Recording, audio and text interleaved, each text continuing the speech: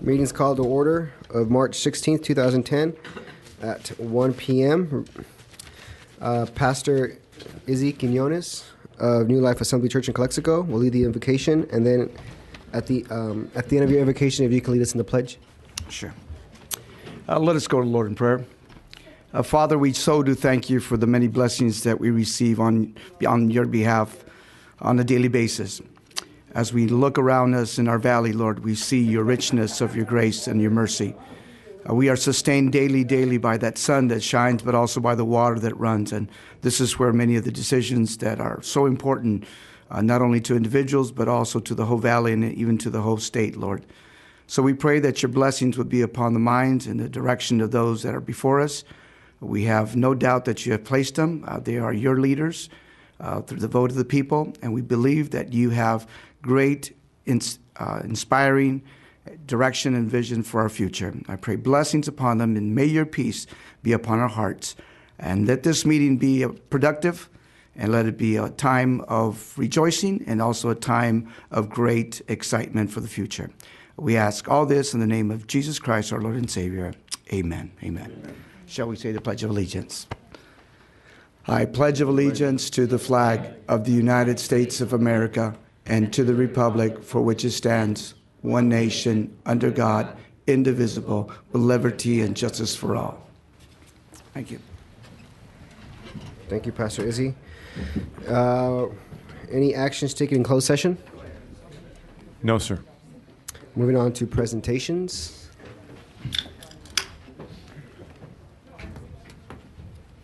It is the first one? Okay, good.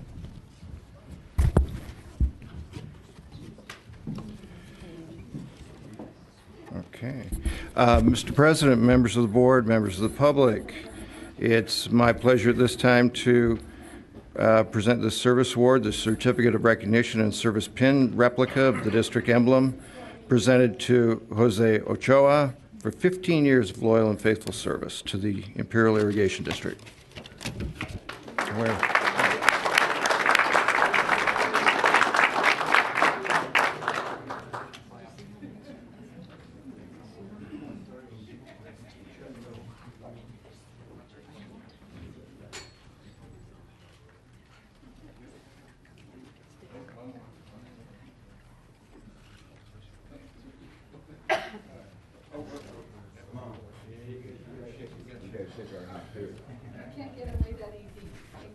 Okay, 20 years of service.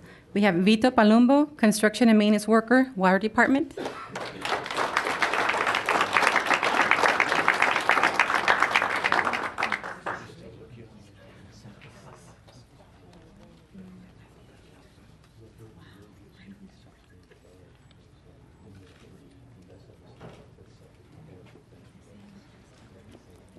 "20 years of service, Kevin Lynch, Sanquero, water department.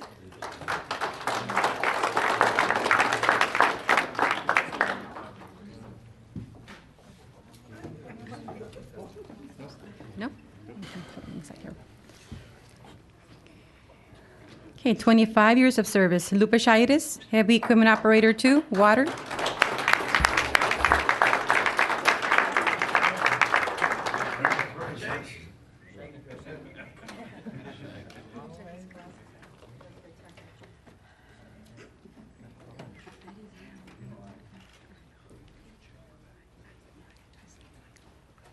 "25 years of service, Gustavo Ortega, Sanquero, water department.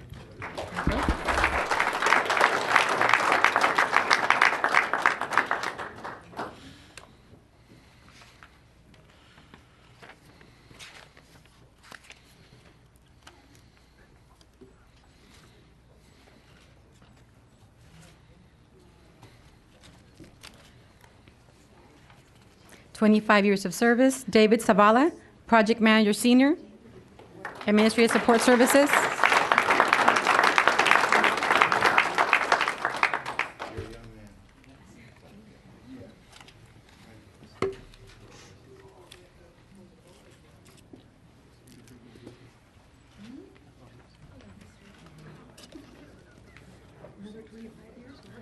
"30 years of service. Alfonso Moreno III, construction and maintenance worker, water.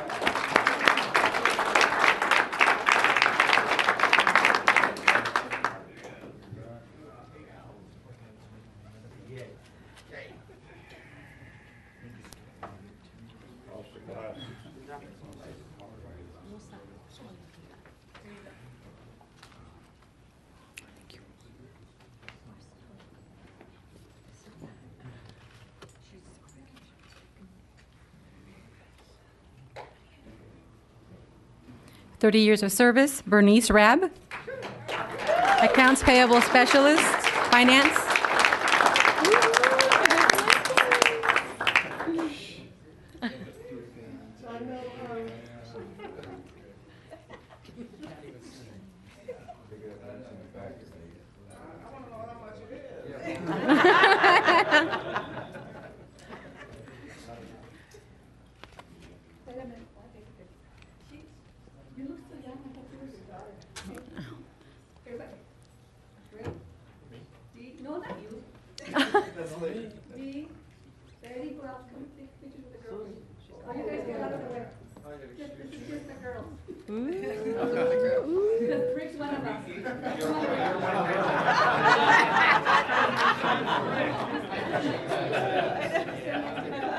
I don't know, Dr. Thank you, everybody. Nice meeting you. Rachel.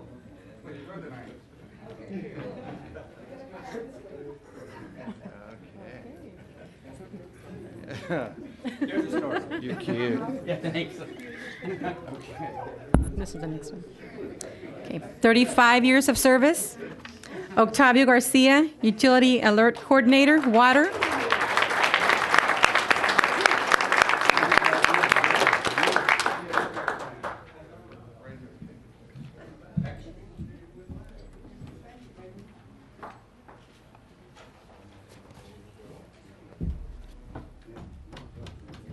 "35 years of service. Rudy Castañeda, Mechanic, Heavy Equipment Op 3, Administrative Support Services.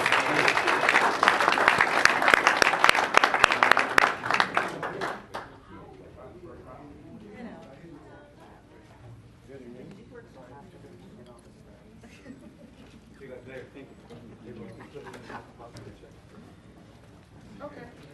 35 years of service, Judy Sansanito, Administrative Assistant to Finance.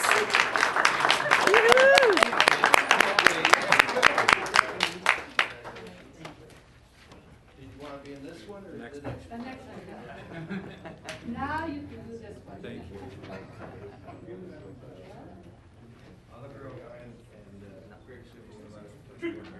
You look so good. Look at you. Things are so spiffy. Make you look good,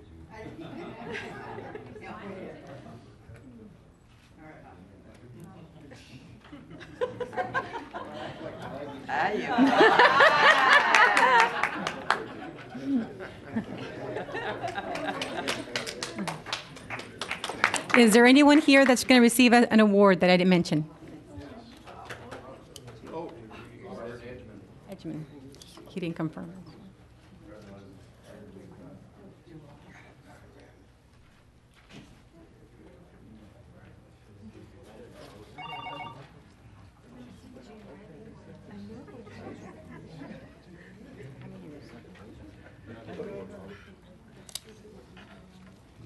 Okay, 20 years of service. Robert Edgman, Heavy Equipment Operator 2, water.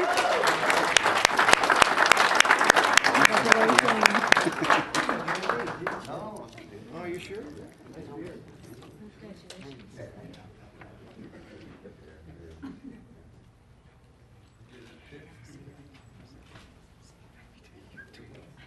Anybody else that I'm missing?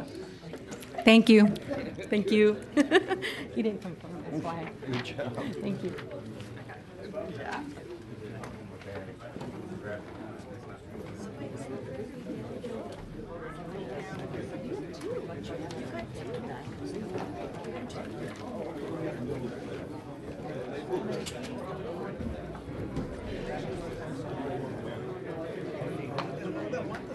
Well, making that.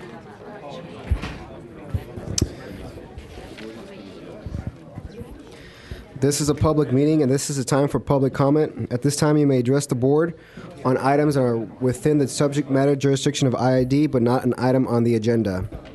Those who address the board, please state your name and address for the record.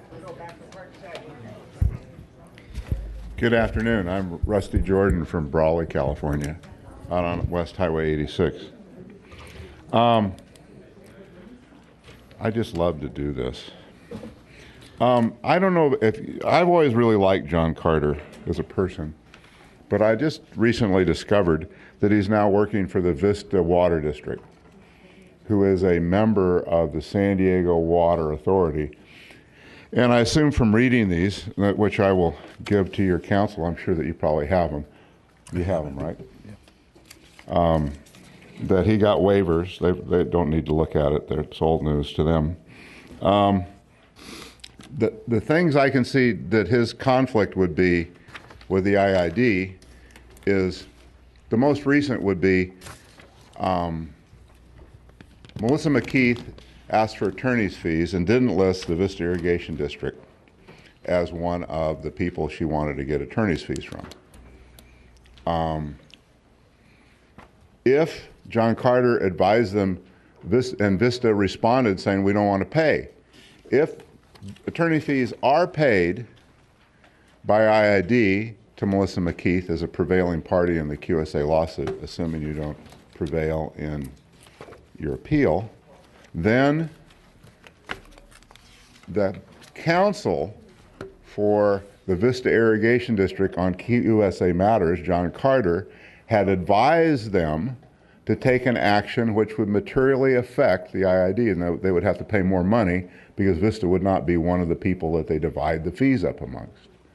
The other thing would be is that you did a Fifth Amendment to the QSA recently where you renegotiated the price. You had a price that was written by Rodney Smith, designed by him. They didn't like it. You had some things that you wanted. You negotiated those things, that renegotiated that contract, and you came up with a new price. John Carter went to work for them in 2008.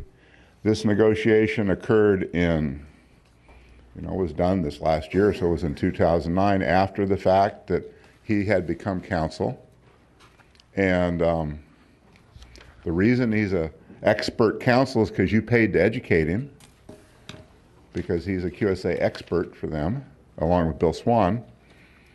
And he sits on the board of the San Diego Water. The Vista people sit on the board of the San Diego Water Authority, and when they're sitting behind closed doors negotiating the price, there is a conduit between our attorneys who know what's going on inside and their attorneys who know what's going on inside. Now, maybe nothing's happened wrong, and I hope it hasn't, but that's not good for someone that has the largest individual right on the Colorado River.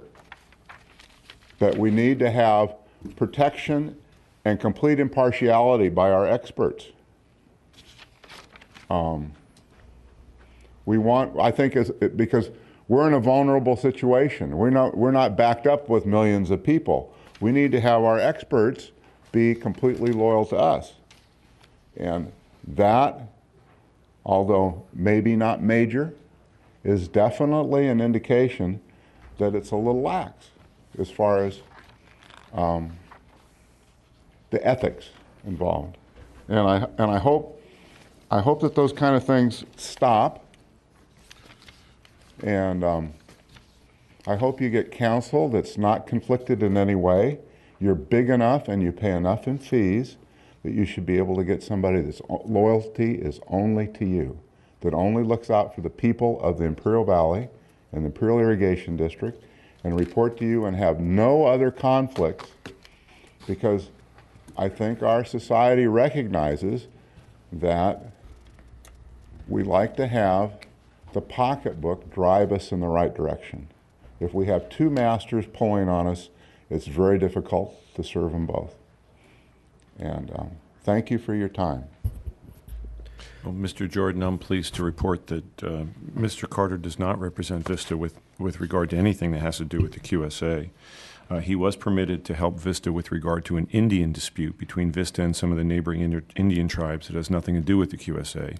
He has never attended any meetings with Vista in closed session concerning the QSA. Vista has its own attorney from Rattan and Tucker, who you will notice prepared and signed the pleading that Mr. Maloney sent over. And Mr.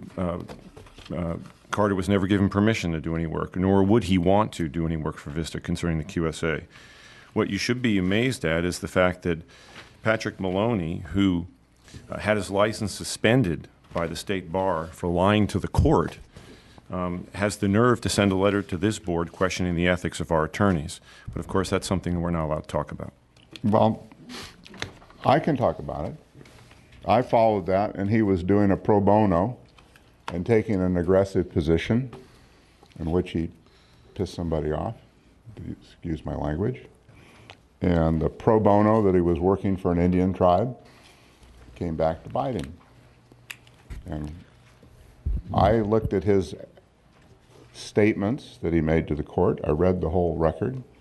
And my conclusion was, I wouldn't have done it that way, but if I was an aggressive advocate, I might have. But I have studied that. Well, I have the opinion on review from the State Bar Court dated January 14th, 2005. They found that Mr. Maloney not only lied to the court on multiple occasions, but he represented two adverse parties at the same time in the same lawsuit. They suspended his license, and they suspended the license of Mr. Versick. That's and yet true. They have the audacity to send consistent letters questioning the ethics of other attorneys. Frankly, that blows my mind. All right. Thank you, gentlemen. We can digress. Thank you. Thank you for your question, Rusty.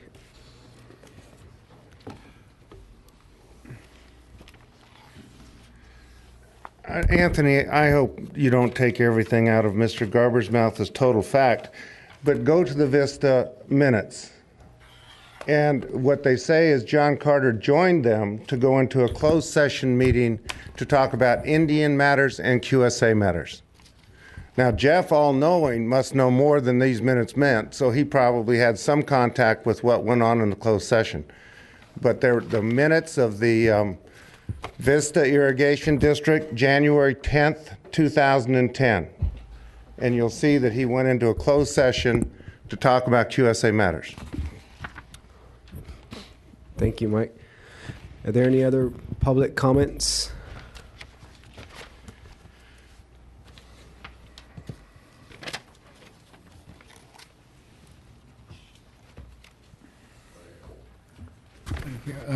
Thank you, Mr. President. Tony Ramos, a Centro resident. You know, I was before the Board of Supervisors this morning, and two matters. They finally put their issue of In God We Trust right next to where they vote, which I think that's where I desire to want it, or our group.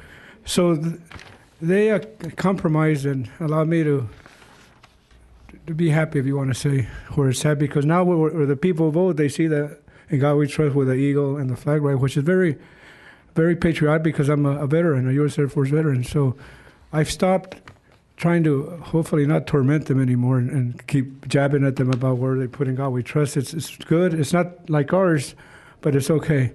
And the second thing I want to tell you is that I handed Sherman over there. It's not president. I guess you're a bit higher up because you're the president. But I handed him a letter. I don't have it here. I forgot it. But in essence, it said that I wanted information on the recent trip to Washington, D.C. and the county and the Associated Counties Legislative Conference. And I asked him 5 things. I asked him who went, how many days we were there, how much it cost, how much it cost per person, then the titles and names of all the people that went. It didn't seem to me that it should be offensive or offend anyone because it's transparency we're talking about. The people's money should be placed into, handled good by the people that we vote for. And I hope that none of the board members or anybody took that out of context because if it costs less than $10,000 than what they thought it was, fine. If it costs more, then we want to know about it. And there's nothing wrong with it. You know, I always felt really, really at home here because I don't get the vibes from the people. You know, I was trained to read people, con artists, drug addicts, people that have a way with people that try to put things in their mind, and you can see that in people too when they're on the board. I mean, they fluster, they sit there, they jitter, and they go back and forth. And not that I'm trying to do that to you or your CEO or county council, but you people know the same thing about mannerisms and faces and closing your eyes and moving your mouth and all that. So I'm trying to say, because this is televised, that when I did go over there, it was for a reason, about transparency, about at a time when there's a crunch and funds, that if you're going to take trips, even this board, make sure that you don't have to close shop because 3 of you went somewhere else and we had to accommodate the other, accommodate the electorate by not having a meeting. That's all I'm saying is that if you do, Mr. President, go somewhere, you can continue with 3 here and 2 can go anywhere you go, and not suspend a meeting just because 3 of you had to go to a conference where very important, by the way, because hopefully we'll get federal funds to do something. But at the same time, listen to your constituents. I told him, and I'll finish with this, and I told a person I would never support him again. I'm not going to name his name. He lives in Imperial, but I'm not going to name his name. But at the same time, I told him, this is it. You wanted me to help you, my family, my kids to help you, and when I wanted your time, you wanted to give me 10 minutes. You know who gave me an hour and a half was Gary Wyatt. An hour and a half of his time, and he's not even in my district, to listen to me. And that's all I wanted. I would have wanted just 10, 15 minutes, and he gave me an hour and a half. He even bought me a Coke at Burgers and Beer of all places. He didn't buy you a hamburger? No, he didn't buy me a hamburger, but maybe next time. Okay. But anyway, people, I want to thank you for that. And again, Mr. Abadi, it was your choice not to run, but I think you stand tall amongst the people. I mean, you stand by your convictions, and you've been put on the spot, and you've handled controversy very well. And one of the things I think you got going for you is that you got God on your side. Thank you very much. Thank you, Tony. Moving on, are there any other public comments?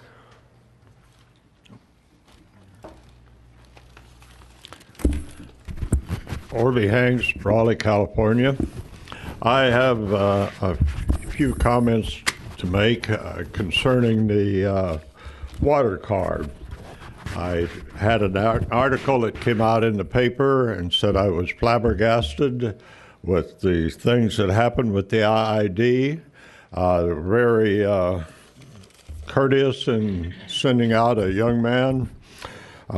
Mike Pacheco met with me, and we went over the charges that we had received, and I pointed out to him that we did not need 100 acre-feet of water on our little 8-acre plot, and then we discussed other things about it, and so a few days later got a reply that there was probably a mistake somewhere along the way, and it was adjusted down to 50 acre-feet.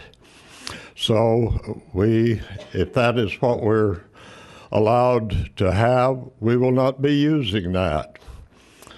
That will go back to the IID or whatever is in the program there. But what does concern me, this is just a little bit.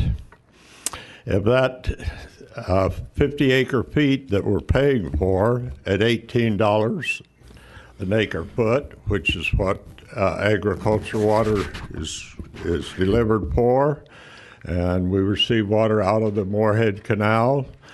We have pipes. We do not use gates. We do not have a Sandero or whatever. But anyway, that was settled, and we agreed upon it. And then this weekend, I received another letter saying that you do not have a water card, and we're not going to deliver any water to your field until you get a water card in. Well, according to the earlier letters, whatever, one dated February the 24th, 09, when I sent in the names of the people who own the property, my son and I. It's rented to Rolling R, the company that we own, and I have copies of that. I'll have to get in touch with some of the other people and find out what it is and try to work that out. But that was my understanding why several of us did not send in a vote or a protest or whatever because we were on water pipes.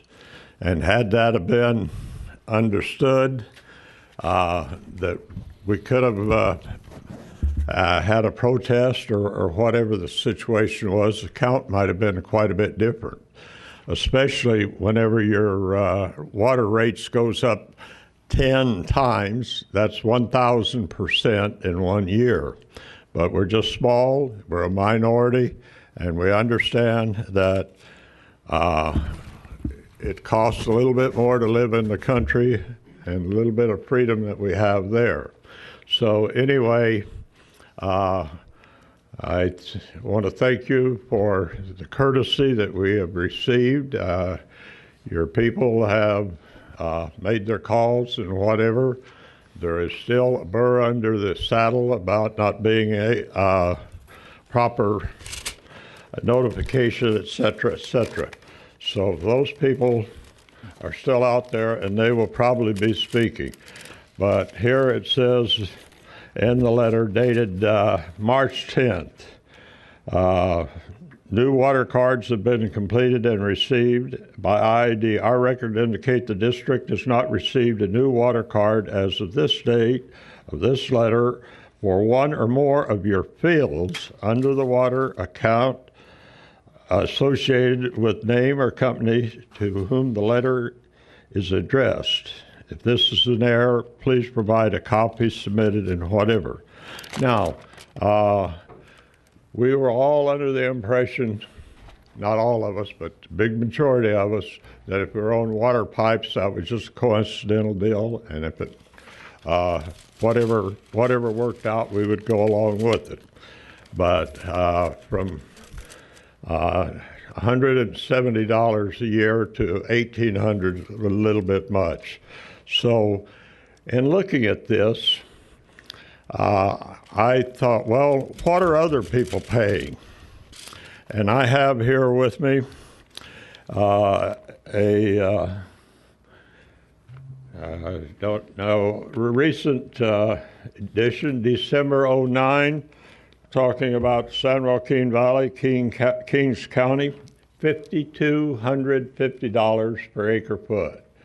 And in the other areas, it ranged anywhere from $1,000 on up to this 52.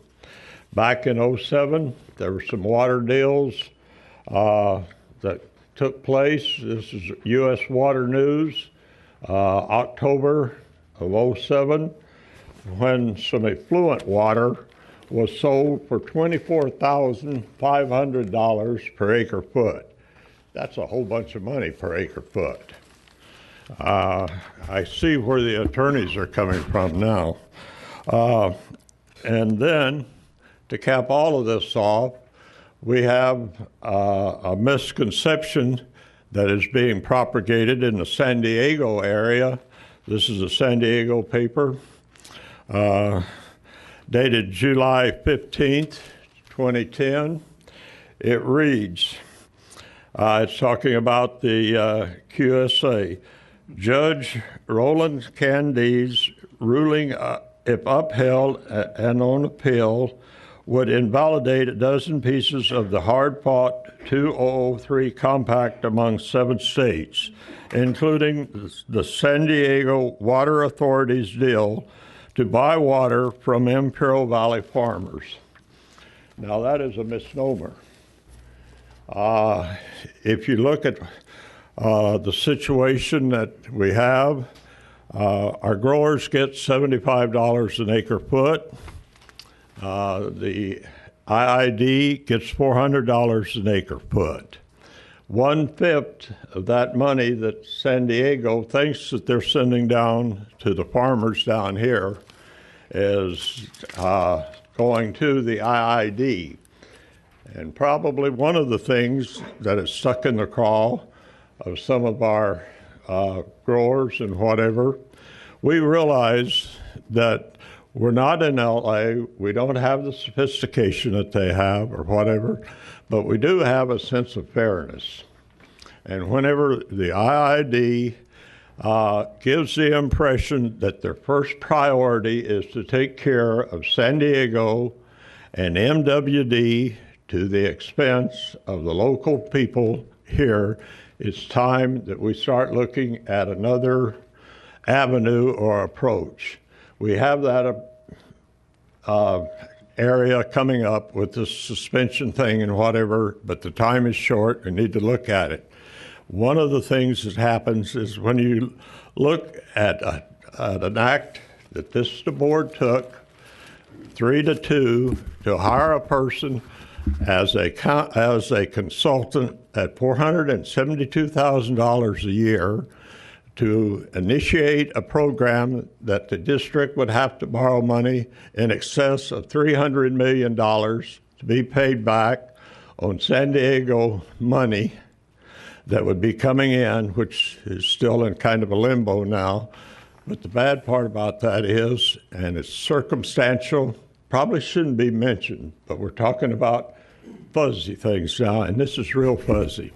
Whenever that consultant's phone number, zip code, and area code happens to be the same as a address and phone number in Colorado, where the IID is spending millions of dollars. Now, I think we need to take a look and start looking at home. I know that there's pressure to meet the QSA and the needs. I'm not saying do away with it, but let's take a look at it and take a look at the home folks. All right. Thank you, Orby. If there are no other... Oh, Al?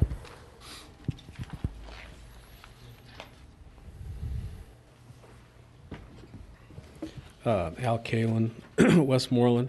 I'd like to give you a Water Conservation Advisory Board update if possible. We've met 3 times since January. As chairman, I'd like to see the WCAB and IID staff work towards forming a closer relationship and enjoying better cooperation. We've had a lot of luck with some subcommittees lately. On the Vail, Maine, we held farmer meetings at the IID North End headquarters with IID staff to discuss problems with automation on the Vail, Maine. IID staff Hector Mendez has kept the affected farmers and WCAB very well updated. We appreciate his openness and candor as he works to remove the bugs from the system. On sequential runs, WCAB has discussed investigating sequential irrigation runs on a lateral as a method of conserving water. A presentation from the Bard Water District was canceled. However, WCAB members and staff were invited to visit Palo Verde Irrigation District operation to better understand how their delivery system operates. Carlos Villon and Mike Pacheco from IID, along with myself and Larry Gilbert, visited their headquarters and talked with a farmer board member as well as the assistant general manager. It was very informative. And we we learned a great deal that I believe may be very useful in the future as we try to do a better job at conserving water. However, there is a limited area in IID service area where a trial test area could be implemented. Carlos Villon will study the possibilities and report back to the WCAB. We did have a problem, though, that I'd like to see resolved if we could. I wanted to send a thank you letter to Palo Verde Irrigation District for allowing us the time, and found out that we couldn't do that on IID letterhead. So we had to kind of make up our own letterhead to get the letter sent out, and possibly in the future that matter could be looked at and revised. Storm damage. WCAB discussed that farmers are helping IID to repair minor washouts along the IID drain banks and roads that both the farmers and the IID staff use. The construction and maintenance superintendent stated farmers cannot repair the drain since it's in the IID's right-of-way. In my opinion, this shows a lack of cooperation. A committee has been formed and will meet with Imperial County Public Works staff on March 29th to discuss the damage caused to IID's drain system from runoff from county roads and explore future sources of funding from both IID and the county to improve infrastructure to properly channel the runoff into the IID drain system and possibly reduce a myriad of washouts, some requiring over 100 yards of soil to repair. Unfortunately, the proper upper management personnel at IID who can make decisions have declined to attend the meeting. Instead, a key customer coordinator will attend and report back to IID. If we're to work together in the future, this type of attitude and lack of cooperation between the farmers and IID staff needs to be resolved. In the March meeting, Howard Elmore attended and gave us an update on a mid-lateral reservoir which he built quite a few years ago, and which currently is operated by Imperial Irrigation District. IID North End Superintendent Mike Pacheco discussed the great features of the system and how well it's used. As numerous mid-lateral reservoirs are slated to be constructed in the future, WCAB would like to weigh on the possibility of constructing similar mid-lateral systems like the one built by Howard Elmore. Hopefully, the IID staff will arrange for future meaningful discussions on this subject. Recently at the March meeting, the agenda which was furnished to the WCAB members followed a few days later by a revised agenda that included a topic listed as IID Board candidate participation on advisory board.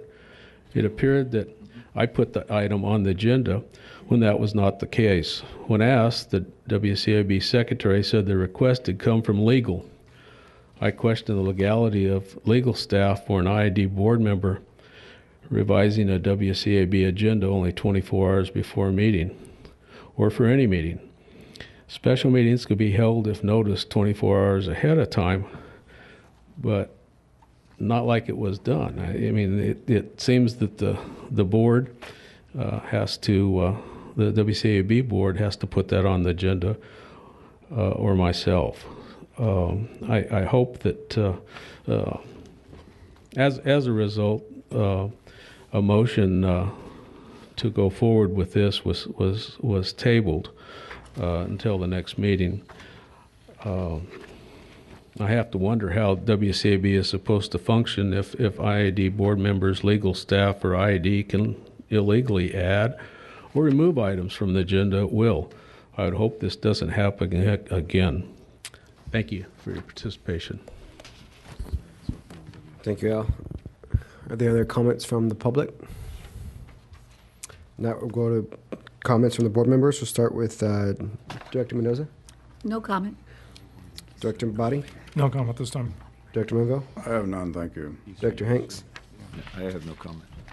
I have no comment. We'll move on forward to the informational agenda, and we'll start with update on quagga mussel infestation.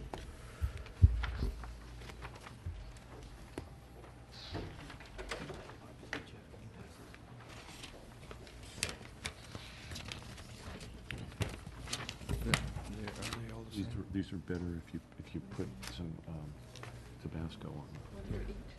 Yeah, no, just yeah, take one of these.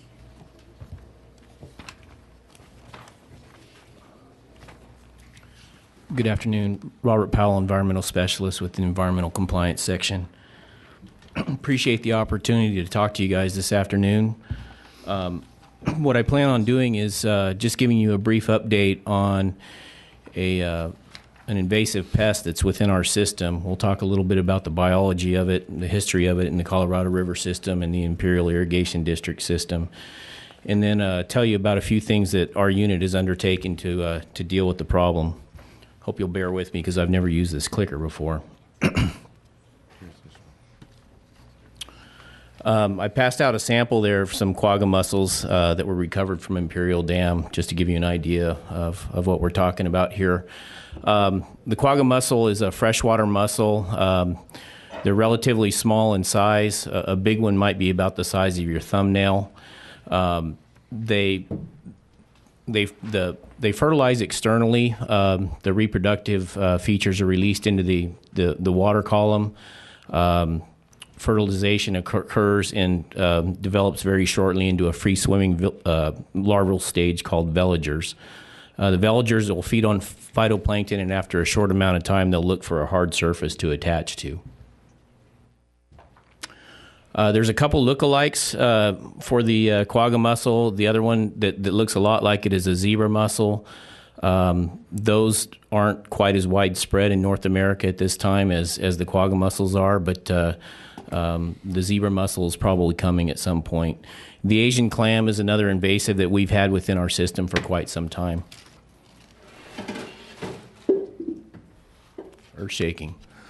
The quagga mussel is native to the Black Sea region of Central Eurasia. They think it spread into Western Europe in the 17 and 1800s. And then it showed up in the Great Lakes in sometime in the 1980s, and very shortly after that caused quite a bit of problems to water conveyance systems and cooling systems. Shortly after it showed up in the Great Lakes, the agencies along the Colorado River and some of the biologists involved with the river became very concerned about it and knew sooner or later that either the quagga mussel or the zebra mussel would show up out here. And sure enough, it did. It was first detected in Lake Mead in 2007. This is just to give you an idea of the current range of the quagga mussel and zebra mussels in North America. As you can see that they have spread towards the west. Why are we concerned about it?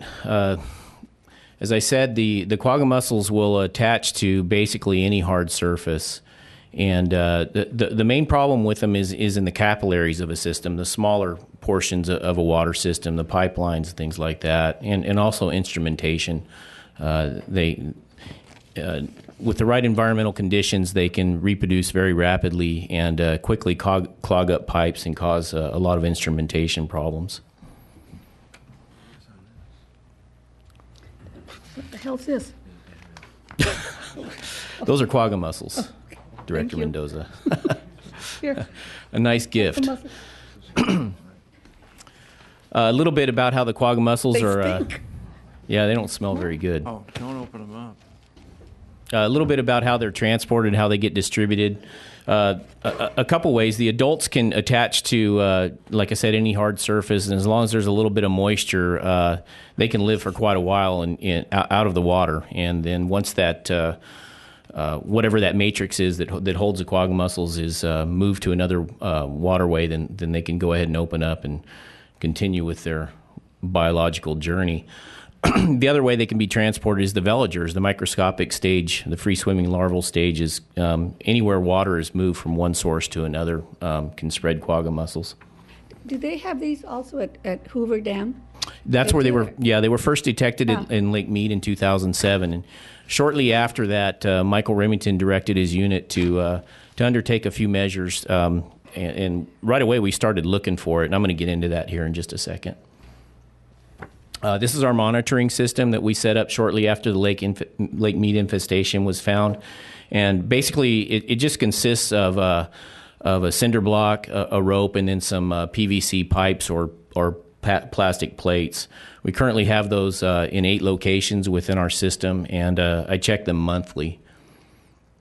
And you can see in the lower right-hand corner, there's just a picture of a quagga mussel that's attached there. And then I send out a report to the hydroelectric folks and the water department once a month.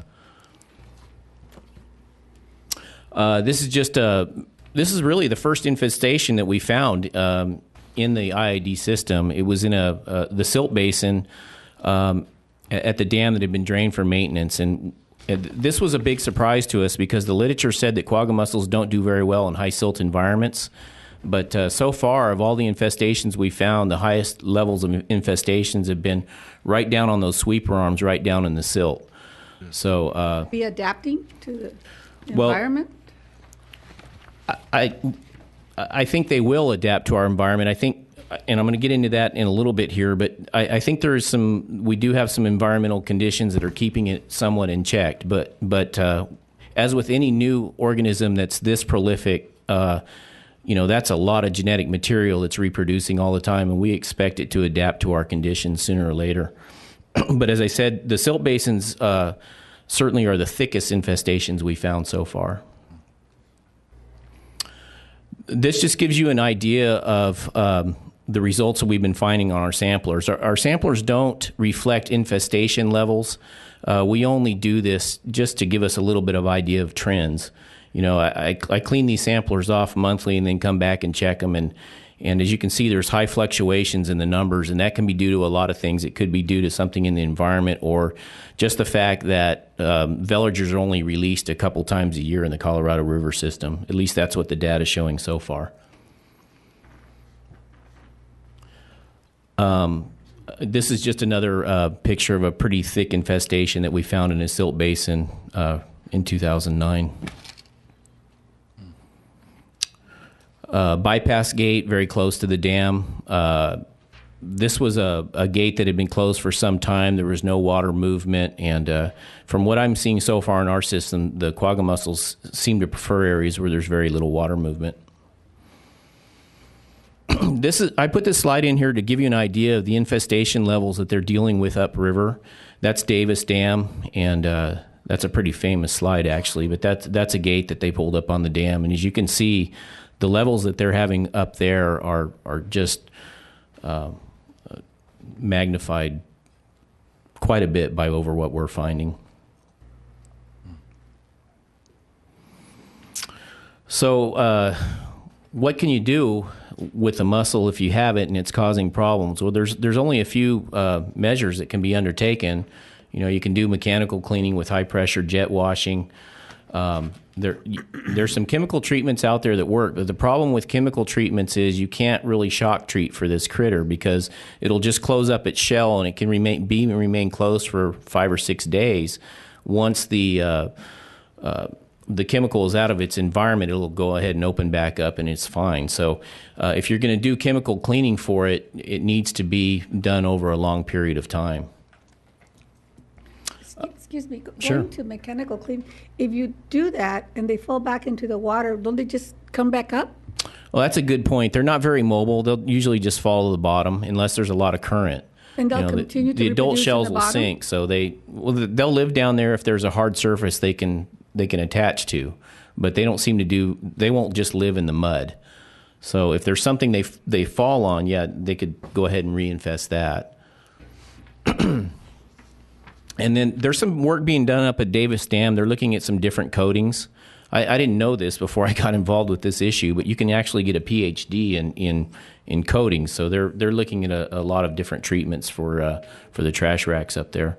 Another thing you can do is just some systems you can just schedule them to be dried out for a while, and eventually the mussels will die. How long does it take for it to dry out and die?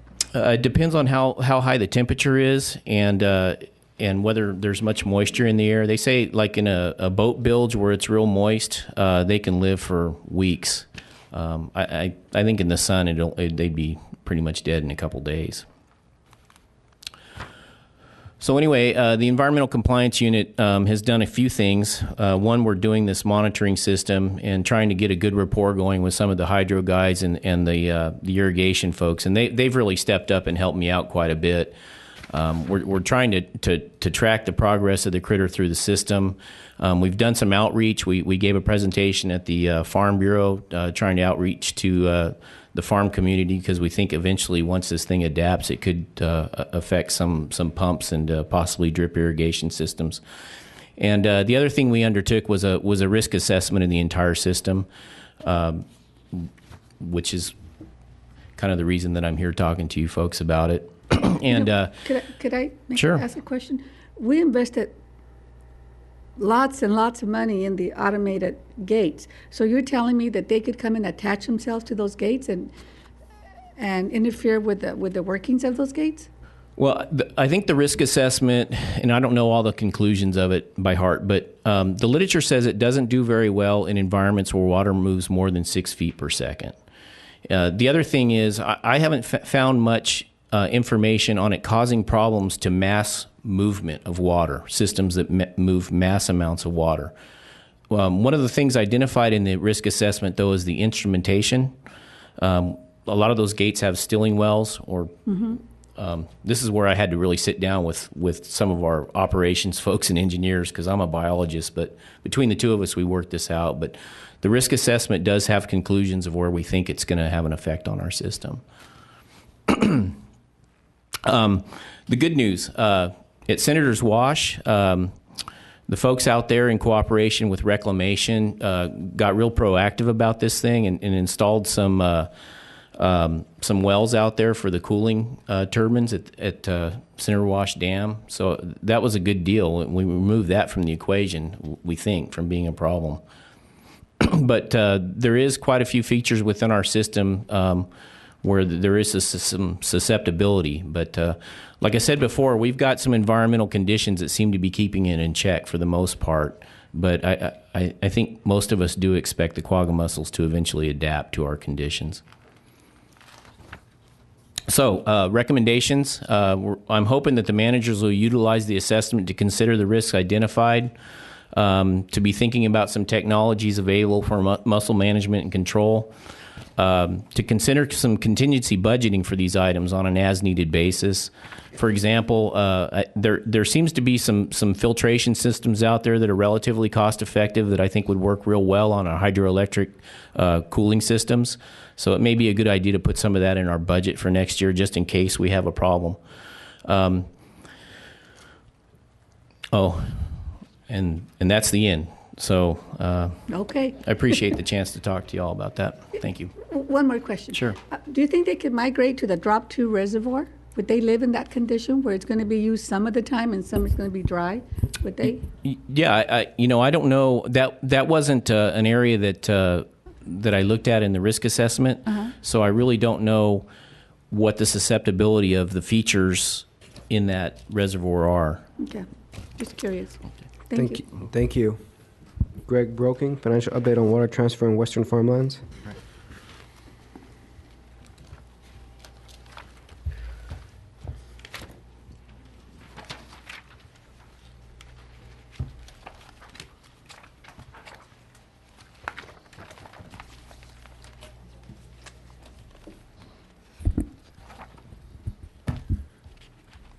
We made our first presentation on the Western Farmlands and water transfer activity from inception through June of 2009 last year.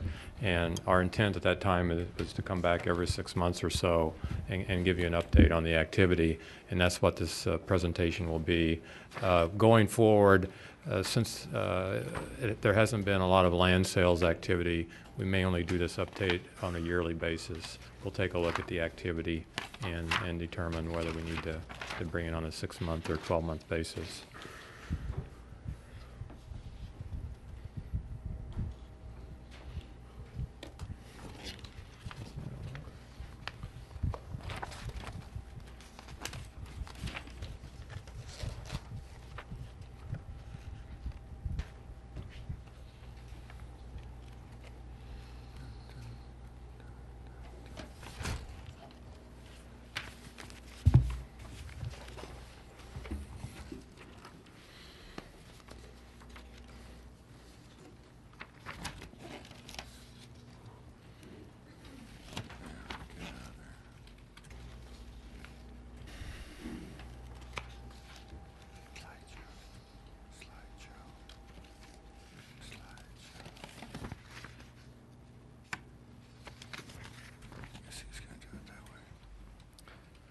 This afternoon I'll talk about the water transfer receipts and disbursements, the general account, and also the San Diego County Water Authority prepayment account.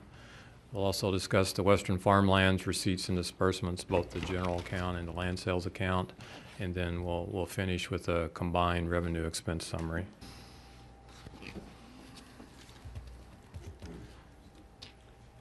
Financial activities of the water transfer and Western Farmlands are accounted for separately. We maintain separate cash balances for the Western Farmland sales and the water transfer prepayment accounts, although as of right now, both of those counts are zero or near zero. And then all their cash transactions occur through the district's general account. This slide shows from inception through through December of 2009, the water transfer activity that's occurred in the general account. See, total receipts or revenue have been about $121 million. Total expenses about $107 million.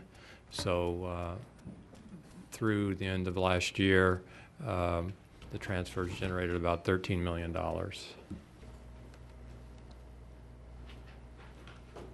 This prepayment account was a $10 million advance that the Water Authority provided the district. It's required to be paid back, I think, starting in either 2019 or 2020. We can make a lump sum payment, or we can actually pay it over time, 10 or 15 years. All of that money has been spent, so there's no money left in the prepayment account.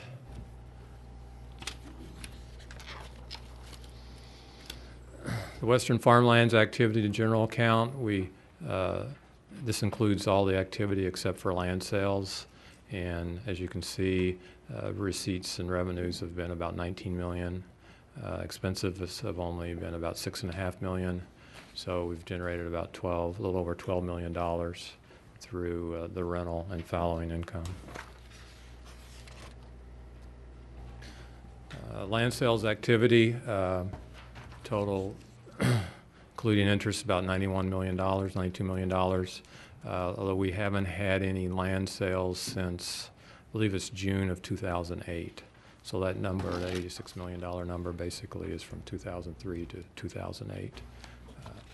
Expenses on land sales have been considerably less than the revenue, about $31.5 million, and it's generated $56 million net through 2009.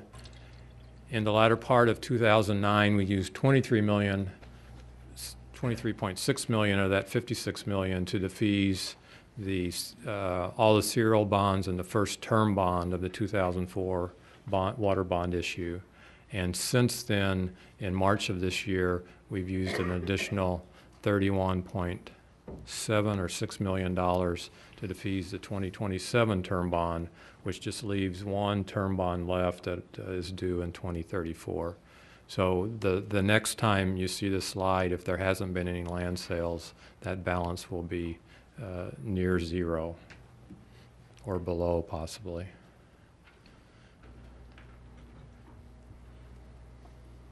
So this slide shows the combined activity for the two periods, one ending from inception through June 30th, 2009, and the other through December 2009.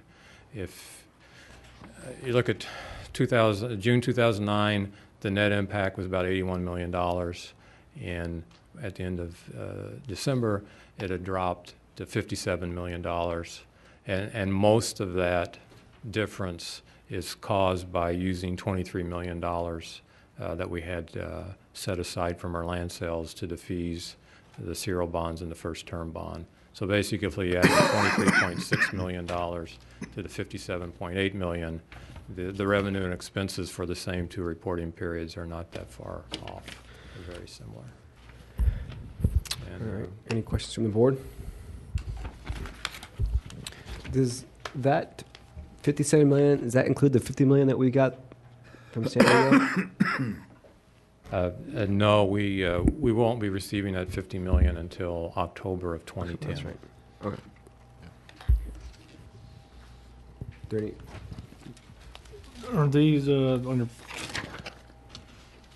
Are these total numbers in the respected line from your first few pages, or do any of those amounts just represent something that's amortized? Are they total numbers on those lines, those total expenditures? Yes, I believe they are. Mm-hmm.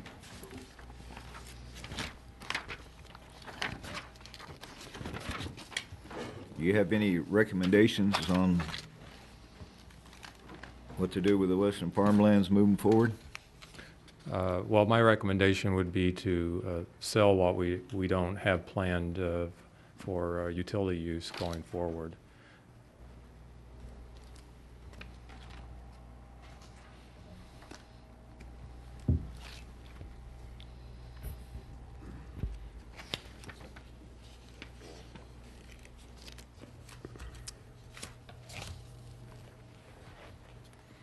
Larry. Larry Cox Brawley. It'd be nice on the Western Farms that we don't have a, this doesn't run a very good balance sheet where we don't show a figure here for what the cost of the land was to begin with.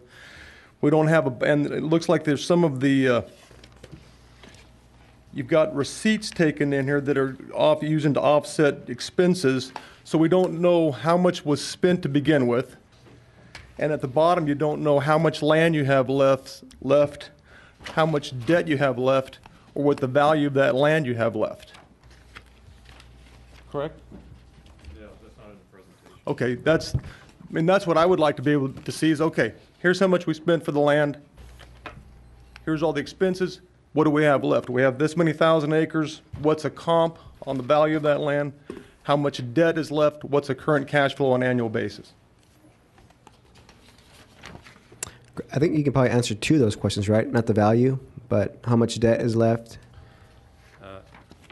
I can give the answer on how much debt is left. It's $36 million. It's the last term bond. That's the total debt that's out. I think we have around 23,000 acres of land that hasn't been sold, although part of that acreage I think will possibly be retained by the district for utility uses, so we probably won't sell all of that. The original price, the bond issue was $87 million, and there was a little over 41,000 acres that we purchased. Are there any other questions from the public? We'll be moving on to water, general matters. We have no water, general matters. Does the board have any questions for water? I do. How are we doing on the water cards? Are we still, are you able to, are the growers able to work with them, and how are we doing on those? Do we have an update on those? Yes, I can give you a bit of an update. Well, who's talking? Jim Ross. Over here. Right in front of you. I just got some numbers today. I think out of the 6,000 that we think we should have, we have about 5,200 or so. It's actually gone up quite a bit in the last couple of weeks since we sent out a reminder letter to those that we hadn't received anything from. So the activity's picked up quite a bit from folks. So we're trying to determine, in which cases did they not submit a card, or in which cases maybe they did submit a card and we simply hadn't got it recorded yet. So we're working through those issues. We've put extra folks on it, and we're going out and meeting with anybody that wants to meet and try and straighten it out. So, okay. Thank you.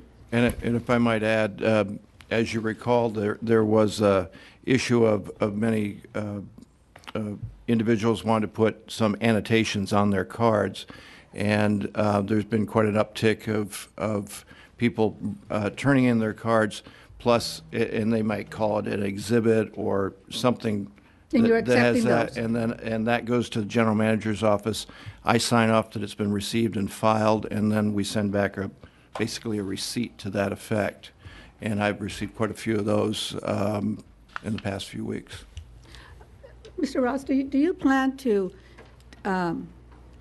develop a water card that doesn't have language scratched out and so forth, a cleaner version of the water card? Do we have that in the plans? well, yes, I think the one we've got was one that was a form approved by the board, which is why we didn't unilaterally make changes to it, as we agreed to certain language being scratched off of it. But before we do it next year, we'll certainly clean it up and hopefully have less offensive language on there and get a better response. The problem was, by the time this issue became an issue, half the cards were in, and the thought process was changing the cards again and starting all over again would only make things worse. For next year, let's have water cards that don't have any language crossed out and they're easier to read. I can only tell you, I That's my can't promise you that they recommendation. won't That's object. all. Yeah. Mr. King? God knows did you what wanna they'll say object something? to. Yes, Mr. King has something. This is actually to address your question, Stella. Oh, well, cool. Thank you very much. You asked, the board asked through Ms. Mendoza, Director Mendoza, about the possibility of having a public hearing here on the Colorado River Basin Water Supply and Demand Study. Mm-hmm. The answer has been basically they've already got it planned, but attended a meeting last week, and what they are, and I have some documentation. You can actually find this on the Bureau website, all these documents that I have here. But on March 23rd at 6 to 8 in Las Vegas at Southern Nevada Water Authority, there will be a public meeting. And but if the board would choose, we could have it here also by webinar. They haven't published how you get there yet, but it will be before the 23rd. We can bring it up on our computer and put it onto the board, to the screen, and you can watch it. And also there's a way to there's a way that you will allow interaction from the participants that are here to that meeting. They'll have somebody monitoring. Somebody wants to type something in, they'll take that to the moderator, and they'll so forth. So we won't have one personally here, but we do have the opportunity to do it by webinar. If the board wanted to do that, we could make the building available and be able to bring it up on the screen for anybody that would like to listen to what's going on at the public meeting for that study. Well, Mr. King, why don't they hold the meeting here in Vegas? They can do the webinar and they can listen to the meeting held here. One of the things that what was the rationale behind One of the that? things that they have with that is just the ability to get here. In other words, they're trying to make it available to the most people that makes it cost effective and things, so that in Las Vegas, anybody can go, anybody can get to Las Vegas, and very easily on airfare and et cetera, and especially from the upper basin and so forth. So it's difficult to get here. So they're going to hold these, and I think at every one of them they're going to try to have webinar seminars, if you want to call them that, available. But at the current time, we don't have one scheduled here. Maybe later down the road we'd be able to get that. But on this initial go-round to show where we're at, this is the first study, first time that it's going to be. So what are the dates and the schedules? Right now, the only one that they have set up is March 23rd, and we can definitely have someone here available. I'll be attending the meeting there. We have an IOPP meeting that morning from 10 o'clock to 3 or 3:30, and then this meeting starts at 6 o'clock. So I'm just going to stay over for that meeting and then come back. So we can definitely have someone available to have the webinar here to where people can see what is happening at that on the basin study. And we'll have this information also here available, which you can get off the website. And then you'll bring us a report as well. Yes, if they had any additional information at that meeting, I'll bring that back with me and share it with the public and the board. Okay, thank you. Mm-hmm. Has there been any progress on the pipe accounts with the billing? I'm going to have to refer that to Mr. Ross because he's taking care of that.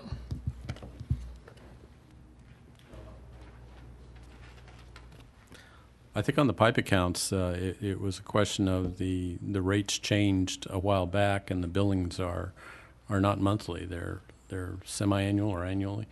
Maybe Carlos can kind of give you an update on why there's some confusion between the lag of when they're learning about the increased cost. Yeah, as you know, we eliminated the free water accounts, the independent no-pays. A lot of the questions we had is that people had received free water on multiple residences or multiple structures on a particular parcel of land or in a ranch yard or something like that. So we're having to explain to them that each structure, each home, each rental, to be able to track for Safe Drinking Water Act, we bill on an individual basis, where we used to just track on an individual basis before. There's also the issue of whether it's a single home or a home with acreage, which then would go on a small acreage rate. So what we're having to do is having division superintendents, whenever there's any question, we have them go out to the site, verify what's there, how they use the water, and then recommend to finance the proper rate under the pipe and small acreage schedule. Not real straightforward for everyone. It depends on what's out there. Okay, and for my clarification, I thought the pipe accounts were part of the protest vote, that they were included with the bills. They were. Including the independent no pay. All these accounts that we kept track of as free water and maintained information on for purposes of EPA received notices, and in fact, many of them protested. I'd protest too if I was getting free water and somebody was going to charge me for it. And it's like I mentioned, we tracked them just like a regular account, except that the rate for those accounts was 0. So they weren't billed. On a personal note, when you turn off Mr. Hank's water, would you give me 24-hour notice so I can get out of town? You're getting noticed now. So.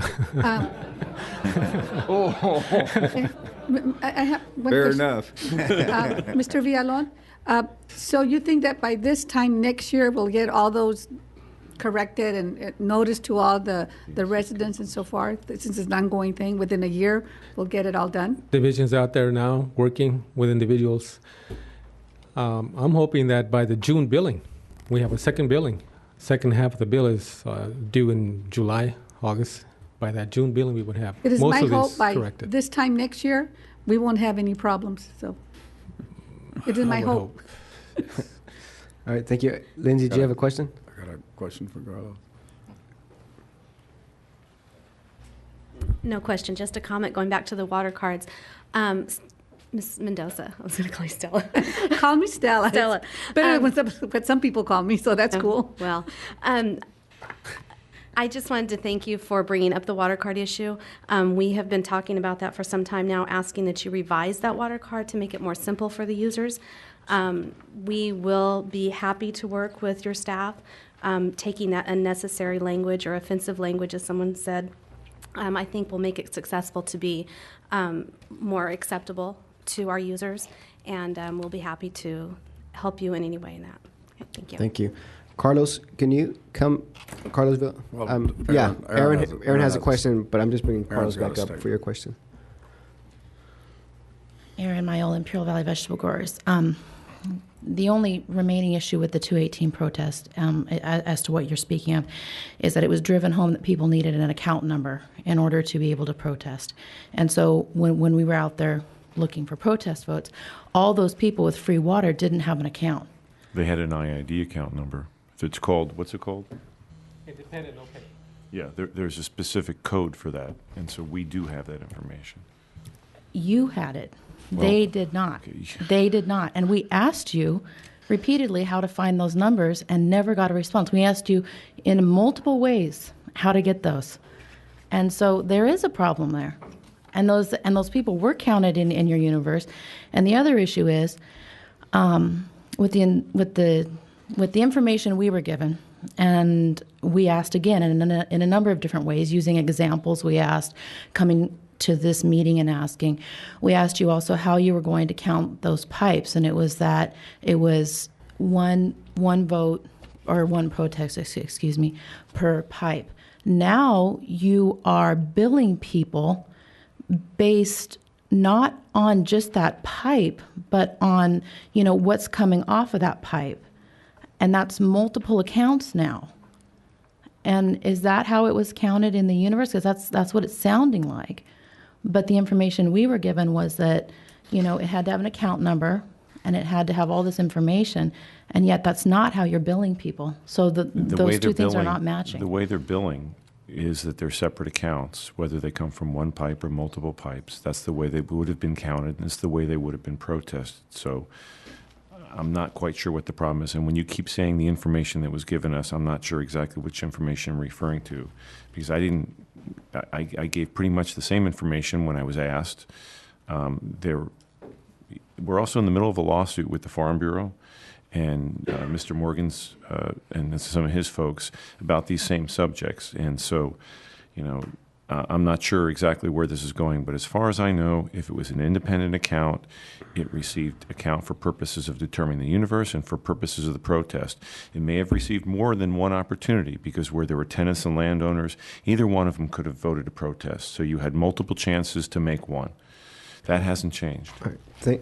Carlos, can you get with Erin and whoever she needs to get with concerning the 418? That's the protesters' right to figure out what needs to be done for a successful protest campaign, if they should launch one. If I may rate Director Sanchez, she's in the Farm Bureau is in the middle of a lawsuit with regard to 218. Well, there's some people who are not in the middle of the lawsuit and who would like to launch a protest vote in the future for the future. Okay. So I'd be happy to talk to Aaron, but I'd prefer that Carlos not have to do it, and it's confusing. I don't really know what she wants, but I'll see if I can help. But I think I'd rather handle that than Carlos. Jim? Yeah, Carlos, I just wanted to say I've had phone calls on the pipe accounts, and I've turned them over to you. You guys have sent people out and talked to them. I've followed up. The customers are happy. You know, there's been some misunderstandings on the billing and et cetera, but when I get the phone calls, I have turned it over to you at staff. You guys have investigated what's gone on and sent some of your people out there and got things straightened out. So It's a little complicated, so we do have to work with them one-on-one to make it. my to clarify. follow-up calls to the customers, they're satisfied, happy that somebody came out and helped them get the thing straightened out. I know we still have, Mr. Ross, we still have some water cards that have not been turned in. I spoke to 2 landowners this morning and told one of them to go in and see Mr. Brady, and then Mr. Ross, I told you to call the other lady to talk to her. Spoke to her this morning. So that's fine. But I know that there's still issues out there. Correct. So like Stella says, hopefully we can eventually get all this stuff straightened out. And it has not been an easy task. And then I know that Lindsay Dale has asked me at the Farm Bureau board meetings about doing a new water card. And I've basically said that this board voted on November 15th to put some strong regulations into effect dealing with a water card, and we need to get all of these water cards in before we start reworking a new water card. Because there's a lot of guys out there that turned their cards in on a timely manner and did it properly, and they're not going to be too happy if we let other people slide when people did follow the rules and regulations. Thank you. It's been a while, but people have forgotten that the water card has 2 parts. The first part is general information, and there was a little introductory paragraph, and a lot of the complaints related to that. It would be easy to strike that language. The second part of the water card was the equitable distribution form, and it's not going to be possible to change that until we change the equitable distribution process. We talked about it a lot. Because we're underrunning right now and we're likely to underrun next year, that's sort of taken a back burner. But the reality is that we're going to have to move forward and talk about that again, because what they object to is not just the form, but it's what the form is based on, which is the equitable distribution regulations. We can't fix that without going back and discussing the equitable distribution regulations. And it's not been on the front burner right now because we're underrunning so much. Nobody talks about it. All right. Thank you. Thank you. Moving on to review major work authorizations, 4A and B. Yeah, we have, as you said, we have 2 MWAs. These are for information and recommendation for approval at the April 6th meeting. David? David? Who's coming?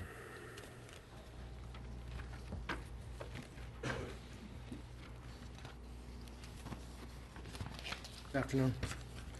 We have 2 projects we're bringing. First one is the Dogwood Canal pipeline for the Heber School District, where they're building a new school on Dogwood at Corral Road, and we're going to be undergrounding approximately 890 foot of that Dogwood Canal stretch there, and that's already been it'll be fully funded by the school district, and the deposit was received 2 weeks ago to move forward with that project.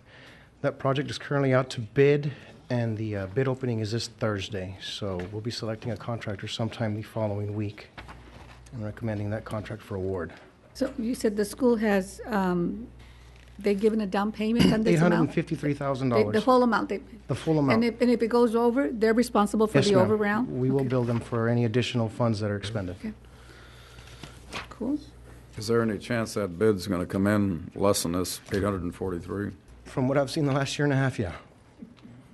Because I know that Director Sanchez and I met with some county people discussing, because the power poles had to be moved, Yes. which was over $500,000, and then this canal undergrounding, and the school's only got, I think they only had like $17 million to build a school with, and they're going to be short on money.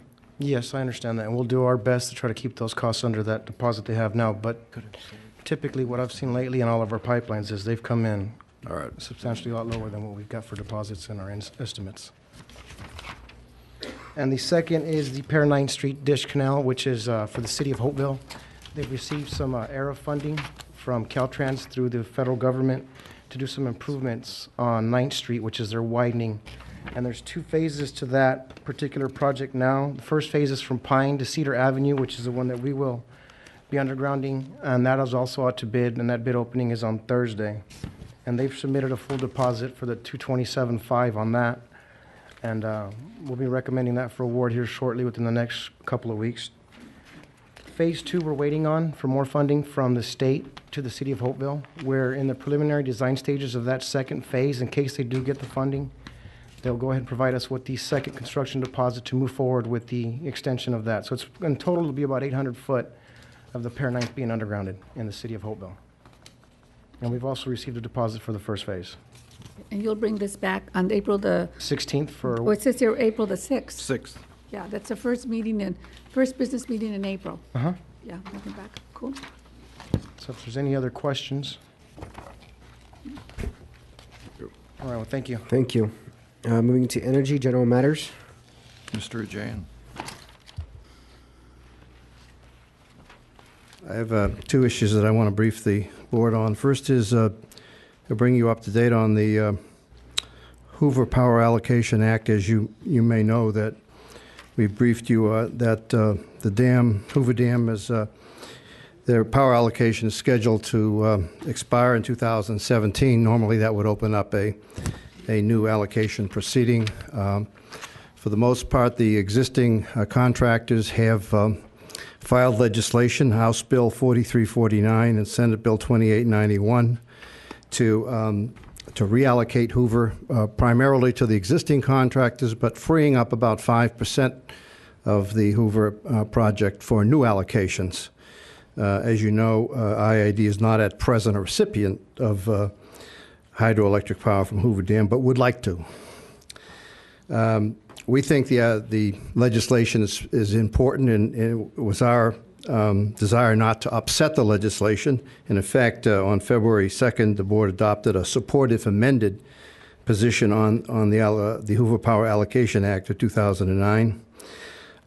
Staff believes that a fair opportunity should exist to access this federal power and pass this cost on to our customers. On Thursday, March 18th of this week, the House Natural Resources Subcommittee will examine legislation that would, in fact, reauthorize and expand access to the electricity generated by Hoover Dam. Staff has been working with our Washington consultants and lobbyists, and we have some recommended language which would, I think, gently modify and amend the act without adversely affecting any of the current contractors. The language we suggest effectively would be that to insert language that would read, with preference given the reallocation of the about 100 megawatts that would be made available, of which we think about 11 megawatts would be available to California, to put language in there that with preference given to public power agencies serving residential and commercial and industrial users as of the date of this act. That effectively would, I think, would give priority where it should be directed for public power agencies currently in business. Without that language, that power could be allocated to future community aggregation entities that may be publicly oriented but not even in business as of yet. So that's the language we hope to add. We've had staff discussions on it. Yes. With the preference given to public power agencies serving residential, commercial, industrial users, why not also insert Native American tribes? Well, that would I think that would go under the protection of the question of commercial industrial. We talked a lot about that. We felt probably it was best not to necessarily spell that out specifically. But it is our intent, of course, to pass this on to all of our customers. Okay. There's some reasons why we don't want to put that language in. All right, I can talk to you afterwards. Yes. All right, thank you. That's the good news. Let's see. A little bit of bad news. You may be aware that we've recently completed the upgrade of the SAP system, and that has been a major project. We've been, from an operational level, we've been looking at working through various issues and corrections that needed correction. For the most part, we've been able to handle this without any particular problems and with minimal interruptions. The latest issue discovered last Friday was that the new SAP billing system randomly posted a wrong billing address on a number of customers. And in fact, for about a week, what the system did was pull out old billing addresses for some customers and send the bill to these customers. About 1,700 customers were sent bills to the wrong address. To staff's credit, and this upgrade was being monitored by IT and by IT's consultants, but our operating staff working with them found the error pretty quickly. And over the last 48 hours, we have been contacting every customer affected to resending the bill, making sure that they weren't sent dunning notices, and making sure that they had an extended time to pay the bill so that there was no misunderstanding. Mario, I think we've reached most of those customers. Yes, we have, as of this morning. As of this morning, we've reached most of those customers. That's not to say that a few won't slip through, and if you get a call or two on that, you may want to refer them immediately to us. Mr. Ajane, what was the cost of our staff time to correct this problem? Don't know. This particular problem is we worked Saturday. We had 5 people working Saturday to manually go in and input the correct addresses of these 1,700 employees, and then go ahead and recheck all of the other processes that have gone through to make sure that there wasn't anything else that was popping up. So it's basically their time. Estimate, what would it cost? What did it cost? Well, 4 of them were supervisors, so it didn't cost us anything. So it'd be the time of one staff employee, which would have been about 8 hours, whatever her rate would be. So are we going to build this to the SAP consultants or the people that took over updating the system? We're going to have a meeting we have a biweekly meeting with IT on some of the some of these smaller issues that come up, and we'll bring that up to them and see how they want to handle that. And if we get calls from ratepayers, can I have the number for the IT consultant so they can call him or her, and they can talk to him or her? Well, I think it'd be better off if you just gave them the 800 number, and that way we can give them the right and correct answer. No, I want the consultant to take these calls from these folks. I'll pass on your request to IT. Thank you. I agree with Director Mendoza. The computer does what it's told to do. That it does. That it does. And those folks should listen to some of our irate ratepayers once in a while. Well, for the most part, screw-ups of this nature require a team effort.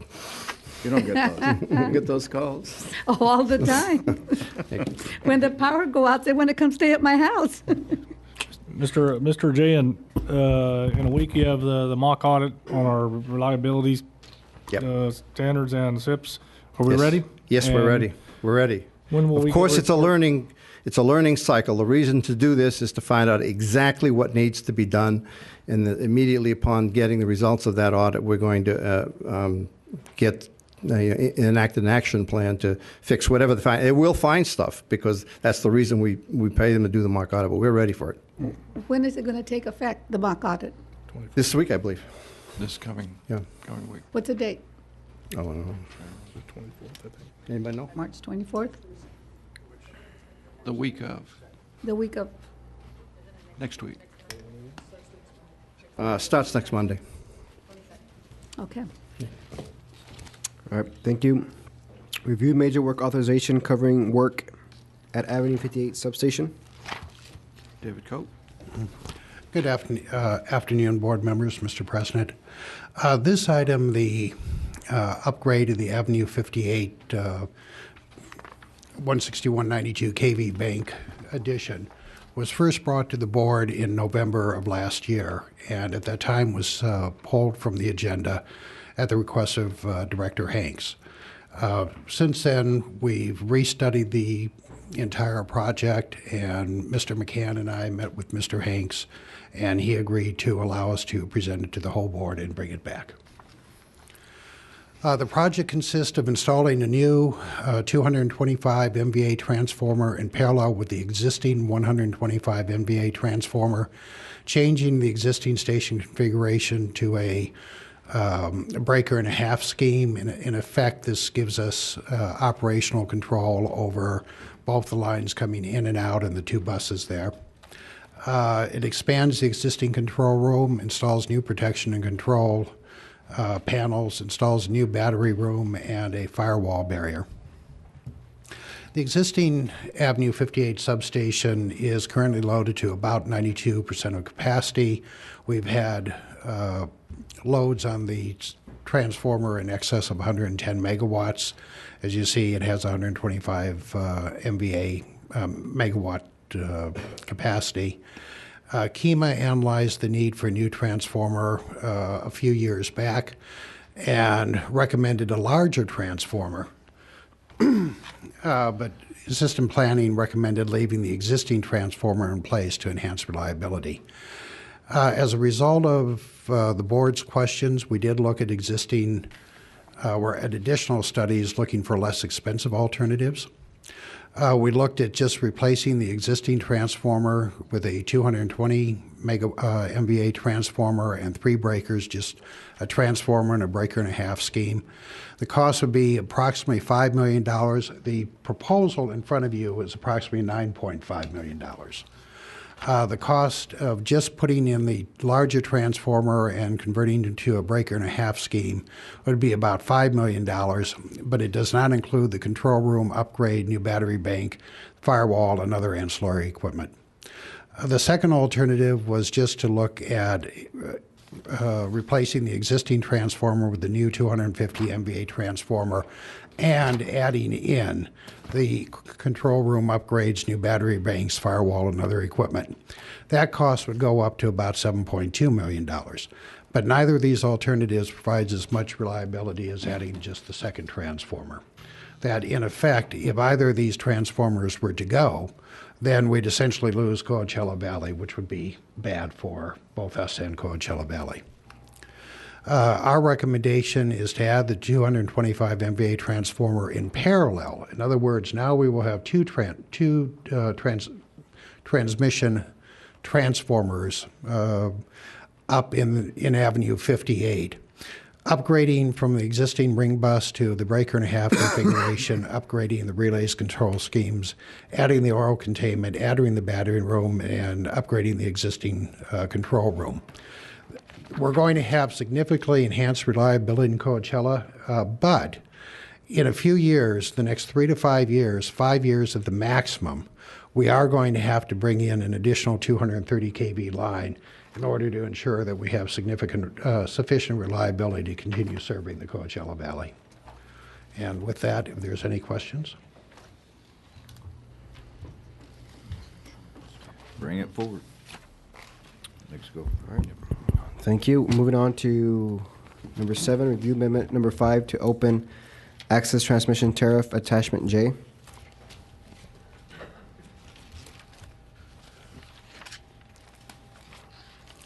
Thank you, Board. Dave Koch. As we're going through our cluster study, we've identified some issues in the district's open access transmission tariff that we're proposing be changed today so that be changed and amended to reflect what's going on here in the Valley. Currently, we're studying generation interconnection. As you know, there's approximately 2,100 megawatts of generation that have requested interconnection to IID system in what we call the transitional queue. The transitional queue covers all interconnection requests prior to, I believe, October of 2008. The clustering approach was adopted by IID to expedite the entire interconnection study process. We're the third utility to implement a clustering study process, although FERC has now come out and said that it is the preferred way to do things. I'm sorry. I said October 2008. It was July 30th, 2009. So the transitional cluster, everything before this date, the cluster 1 between July and October of 2009, and then anything after that is in the second cluster. IID has completed the system impact studies for the transitional cluster, which adds the 2,183 megawatts and has identified approximately $505 million in upgrades that would be shared among these various projects.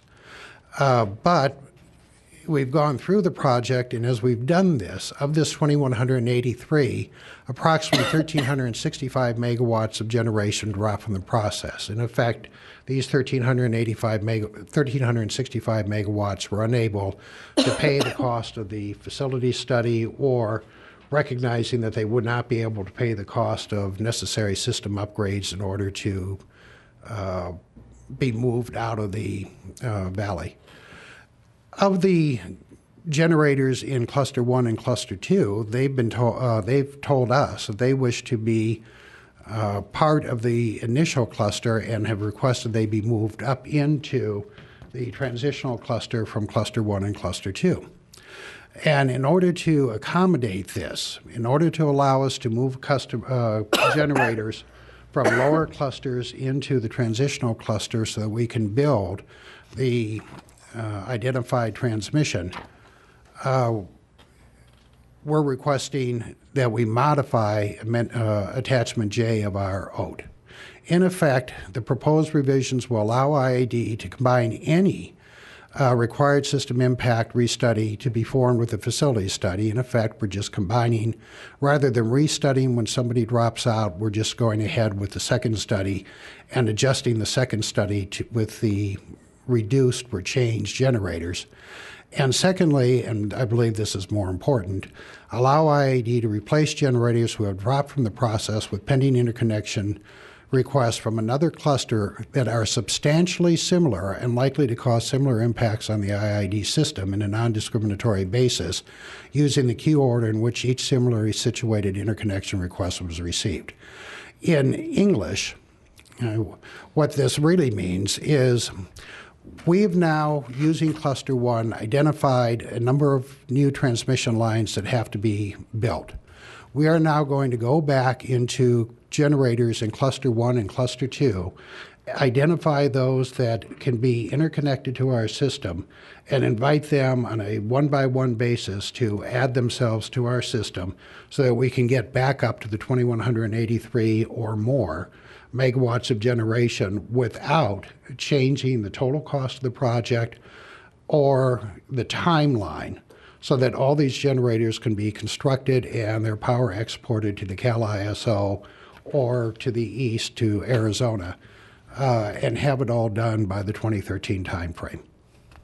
I know that Director Hanks had talked about this, and so I'm glad we followed through on that. That was one of his recommendations. Yes, and in fact, it recognizes that there are many projects out there that are unable to meet financing or other aspects necessary to complete a project. And what we're attempting to do here is identify what do we need to our transmission system to build, to add to our transmission system, so that new generation can be exported and so that we can kickstart the renewable energy projects here within the district. And this is the closest that we can come to in a non-discriminatory manner that opens the entire process up. And it has been used by the Mid-American ISO, MISO, and FERC is apparently okay with this process. So with that, that is our proposal. Dr. Koch, I'd recommend that you go ahead and move forward with these amendments and bring them to us the next meeting. Yes, sir. For approval. Mm-hmm. Very good. Thank you. Thank you. Thank you. Moving on to consent agenda. I Motion. move to approve, but I would like to pull item 16 for discussion. Pulling item 16. Are there any other items? Yeah. Right. Item 12. Item 12. I'll second it. First and second, please vote. Moving to action agenda, number 18, request from San Diego State University for scholarship assistance.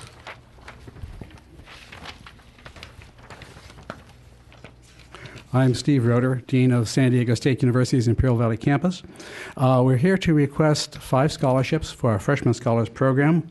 In 2003, we started the Freshman Scholars Program in an attempt to keep those students who would leave the Valley to get a 4-year university education, to keep them here, to give them the opportunity for a good 4-year university experience while staying in the Valley, so that after they graduate, they will stay here and be part of that educated workforce we need so badly here, and ultimately become the leaders, the next generation of leaders of the Imperial Valley. The program has been an enormous success. We have a very, very high retention rate and a very, very high graduation rate, and I think the program is just outstanding. And the students, however, we do need scholarships, and that's why we're asking for scholarship money. Does the board have any questions? Dean, is Jennifer Goodsell here?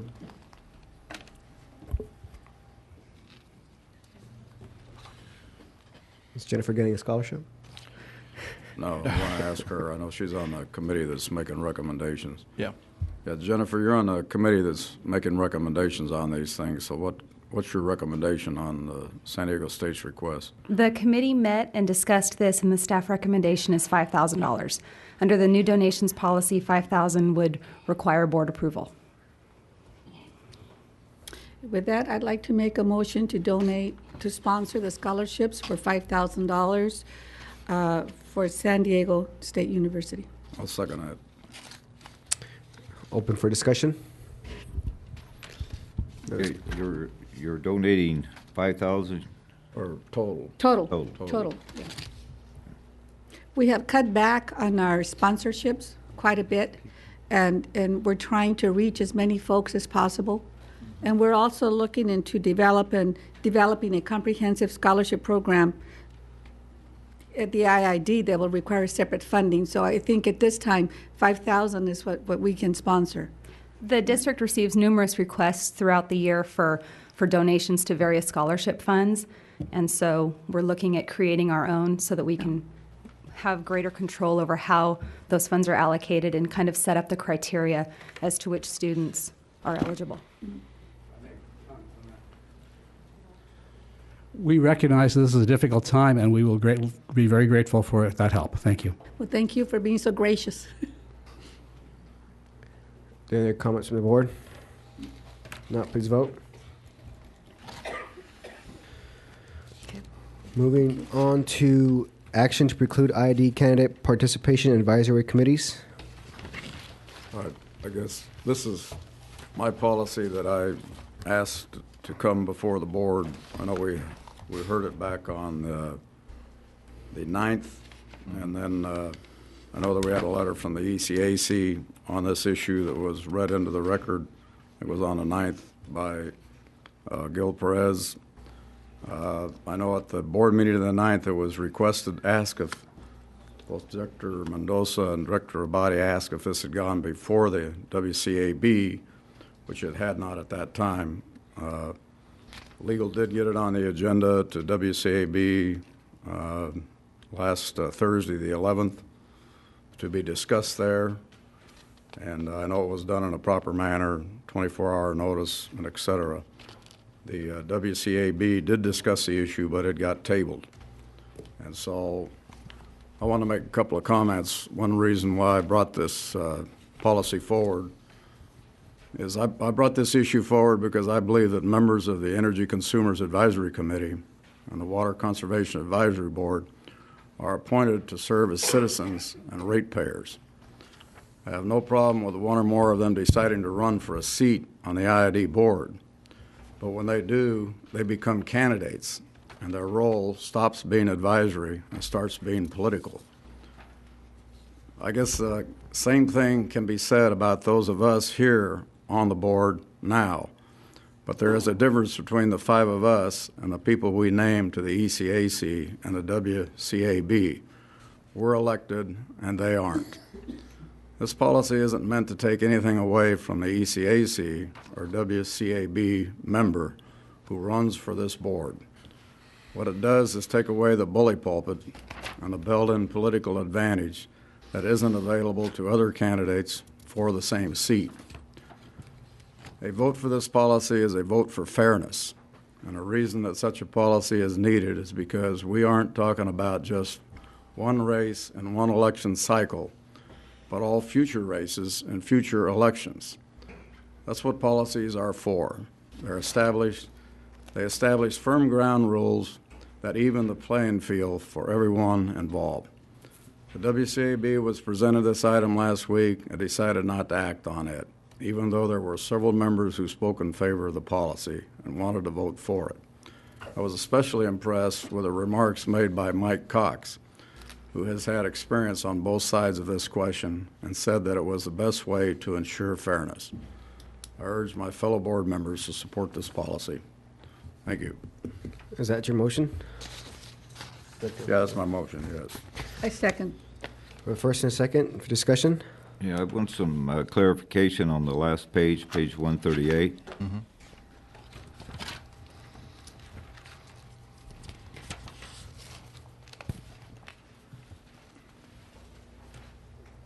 It says any person who has already been appointed to the board and who formalizes an intent to become a candidate for the office of director of the IID board as described above must immediately, I believe it should be, withdraw such person's position on the board. Is that done by this board? Is this done by the individual? How is that to be handled? Mr. Garber, you want to address that? I don't think I took it that far. I assume if this, I was asked to write some language to add to the bylaws to facilitate this request if it were done. The intent is that person would be removed. I assume since these people are appointed at the pleasure of individual board members, if they don't step down voluntarily, they would be removed by the board members who appoint them or the rest of the board. If you want, I can add some extra language. I didn't take it that far. I didn't anticipate that would be a problem, but I can add some language. I read it to believe that if this board passed this policy, that if a person had filed to be a candidate and is running for position on the IID board and they either sat on the ECAC or WCAB, that they would have to step down. Yeah, I think it needs some clarification here. If it's whenever they file with the county, you know, it needs to be spelled out. Well, they have to be a legal candidate. Yeah. Well, this says may not be appointed, but if they're already appointed. Well, it says you can't be appointed if you show formal intent, and one of the most common ways that's done is to file under the elections code. It also says someone who's appointed and formalizes the same intent as described above. In other words, someone who files under the elections code or formalized intent would withdraw. If there's some language you want to add, you know, tell me what you want me to fix, and I'll fix it. Well, the person needs to be notified. We need to know who that person is, whether it's the general manager, whether it's the board president, or who that notifies them. Well, that's that's an issue, I guess, for this board to decide.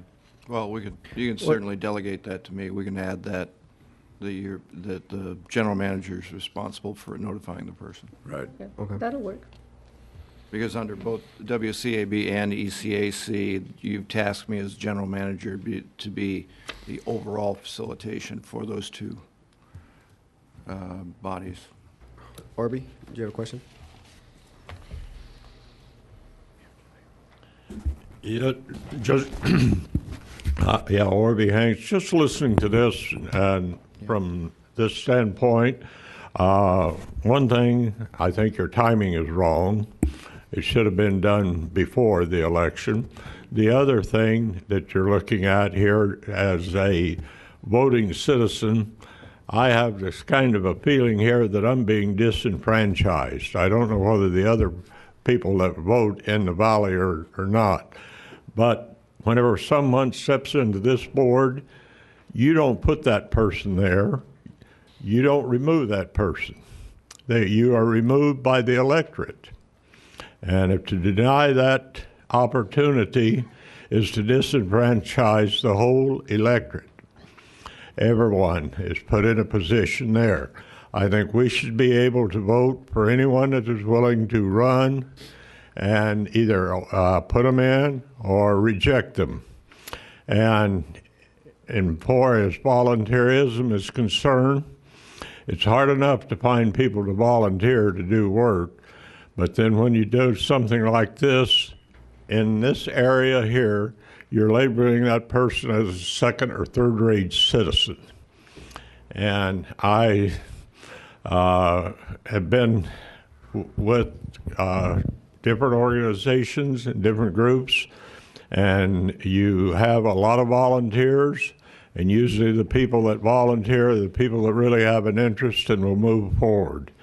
And to set a program up like that, if you've got anyone that has any future ambitions or whatever, may not be available on a voluntary basis. And I would just like to leave that with you as a consideration. And as far as the timing is concerned, it's up to you.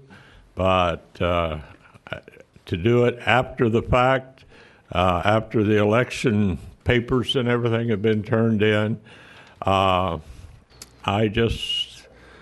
personal opinion is, and I'm expressing it from a personal view, now whether the rest of the voters look at it, it kind of leaves a situation that is not open and transparent.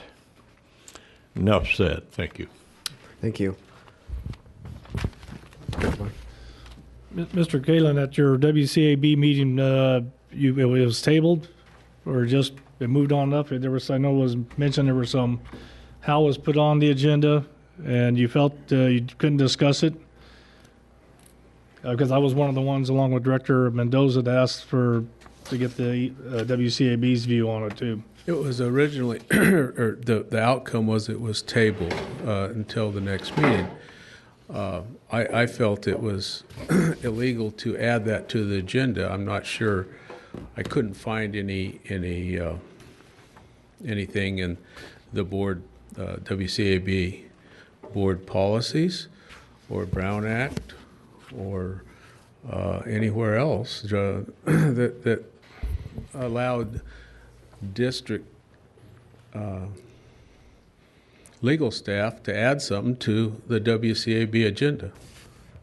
Maybe I'm wrong, but I couldn't find that. Jeff? Yeah, sure. Well, if WCAB board is an advisory to us, they serve at the pleasure of us, right? And if we want their advice on something, wouldn't it be a normal practice to put something on there so they can discuss it? Yes, and there seems to be some disagreement about the role of the WCAB and ECAC. They're advisory bodies. They're not oversight bodies. They're not investigatory bodies. The ECAC bylaws are a little more clear. They specifically state that all agenda items must be approved by the energy manager or the general manager.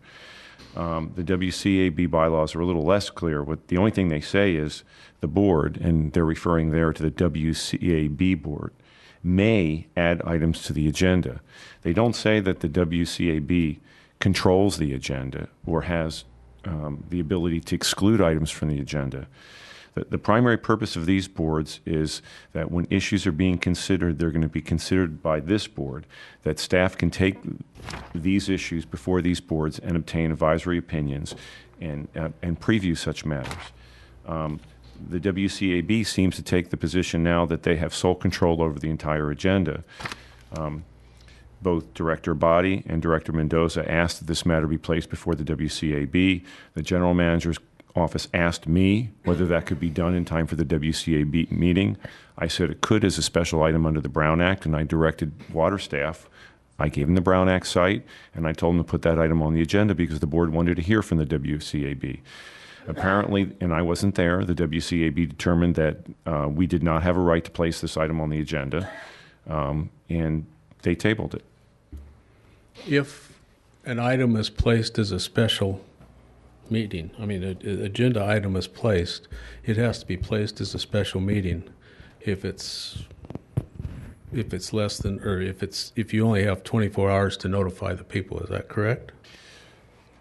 No. Generally, a 72-hour notice requirement is required for regular meetings. Special items may be placed at a special meeting, and they're also, and it's commonly done, placed as a special item in a regularly scheduled meeting with 24 hours notice. okay? When's your next meeting? How long If would it's a it take you? special meeting, then the only item that can be talked about, according to what I read, is the item that you wanted added to the agenda. So it's in a meeting only for that agenda item and no other item. I don't necessarily agree with Yao. All right. May I say something, Al? There was a motion made to push this policy forward, and it was seconded. But then there was a motion made to table it. It did get discussed. I stood up and I talked about it. I think Mr. Morgan got up and talked about it. Other people in the room talked about the policy. Even the board members talked about it. But it did get discussed. I did tell WCAB that when they table it, that I was bringing this back as an action item on the 16th, which is today, to be voted on by this board. And it was put on 24 hours ahead of time. They called you, left you a message on your cell phone, and told you, from what I was told, that they had put this item on the agenda when it got put on 24 hours ahead of time. I'm sorry, I had no messages on my cell phone. That's what I was told. All right, thank you. Are there any other questions? Mr. Kalen, does it fix your board? I admire you operating to your bylaws as you see them. Do you need time to discuss it? Would your board like to discuss it and come up with an opinion on how you feel?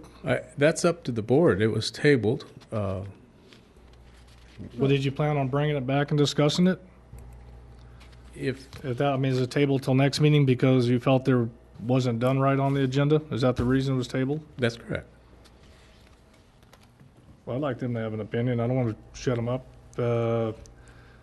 because they're governing themselves and acting according to the bylaws that were adopted by this board. I don't want to penalize them. I think their opinion matters. You and Director Abadi and Director Mendoza requested, actually you asked if this had gone before the WCAB. It was put on. The general manager just told you that he asked legal to put it on in a timely manner, which was done 24 hours ahead of the meeting. And that it was put on as a special deal. And it got on, it got discussed. A motion was made to push it forward. There was a second. Then there was a motion made to table it. Well, I was never notified of the item being added until I got a revised agenda. I still can't see how you can revise agenda without it being a special meeting. And if it's a special meeting, you can only discuss that item. Even though the item was tabled, the item was discussed at your board meeting, WCAB. People from the audience, Mr. Cox stood up, Mike Cox, who ran against Mrs. Mendoza, said that this is a very fair policy and this policy should be in place. I'm not refuting anything about the policy. I'm just refuting how it got put on the agenda. Okay, so you don't have a problem with the policy. Your problem is just that it wasn't done in a proper manner from your thinking standpoint. If the staff, the legal department can put items on the agenda at will, then what is the use in having a WCAB? Are we not just puppets? I think that this IID board has worked with WCAV very, very well in what's been going on. Is Mr. Antonio Rivera in the audience today? There is an email from Antonio to Antonio. Excuse me, Ms. Noda. Antonio. Ándale. From Antonio to Jeff that the revised WCAB agenda is being sent out now. Unless you advise otherwise, WCAB chairman has been notified. So are there... I'm ready, Director Sanchez, I'm ready to vote. I know where I stand on the issue. I've got a comment. I mentioned this the time before. You know, there's some merits to this provision, but these merits need to be considered on their own merits, not the circumstances of the moment. I'm involved in a race, and the race has started. The rules are changing. I kind of feel like this is one of those questions where they ask you, have you stopped beating your wife yet?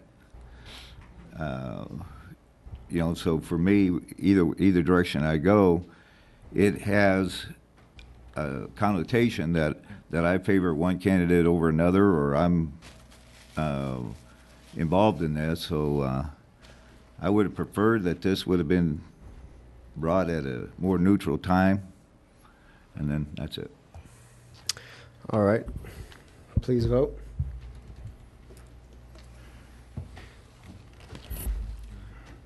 Moving on to And action item Excuse agenda. me, Director Can I Sanchez, clarify, Dr. though? Dr. Brady, you'll be Yes. notifying Yes. the person that he... Yes. Okay. Director Hanks abstained, but he did request that some language be added. No, I didn't abstain. It was Mr. Direct- Abadi. Oops. Oh, I'm Director, sorry. Wrong. Director Hanks voted no. Okay. He voted no, but he did request that some language be added with regard to the fact that the general manager would direct folks with regard Does his to an no issue. vote invalidate Do you his want- request? Does, well, am I being directed to add that language? I think I am. I just want to clarify. I think the motion, correct me if I'm wrong, the motion included that or not? I think guess it did. We It have did. to, we have to ask I the, will honor Director Hanks' request, even though he voted no. and the maker of the motion was Mr. Menville. All right, moving on to internal auditing general matters. Yes, I'm Tom Kaiser, Chief Internal Auditor, and I'm here to introduce 3 audits that we're going to be reviewing, 1 water project and 2 local entity audits, and answer questions if you have any. I can update you on the internal controls and Sarbanes-Oxley audit that my staff is doing, and we are currently underway, and we seem to have a pretty good handle on this, and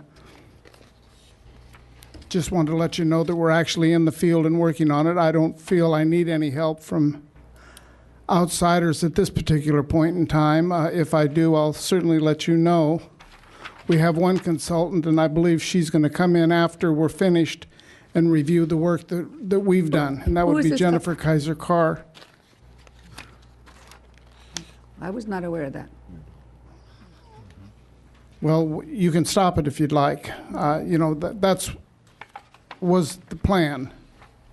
It was my understanding that that internal audit was going to work internally and working with this We issue. are, but when we're incorporating our internal controls along with Sarbanes-Oxley Act. And I thought you were going to work with the finance department with that, to work with you as well. Well, they're working with us too. We're doing the work. Yeah. I was just going to have the consultant review what we did and to see if it flows well with Sarbanes-Oxley as a backup, as a check and balance. That doesn't have to be done. That's purely up to you guys. And those were my plans. If you want to change them, you're more than... We can talk more about that Yeah. as you continue Who with was the with the consultant, work. Tom? That was Jennifer Kaiser Carr, the one that did our heat map, the one that did... Your daughter? Yes. Okay, we can discuss that later then. And I mean, if people have problems with that, she's been here. I don't think that's a secret. She is the Sarbanes-Oxley auditor. That's all we had at the time based on the amount of money that we had. We didn't want to go $750,000 or $1 million. So we can do that if you'd like. But Tom, next time, can you just continue her allowance? Huh? Next time, can you just That's really continue her funny. allowance out Yeah, of your thanks a lot. pocket? Okay. Yeah. Mr. Anyway, can I continue? Sure, go ahead.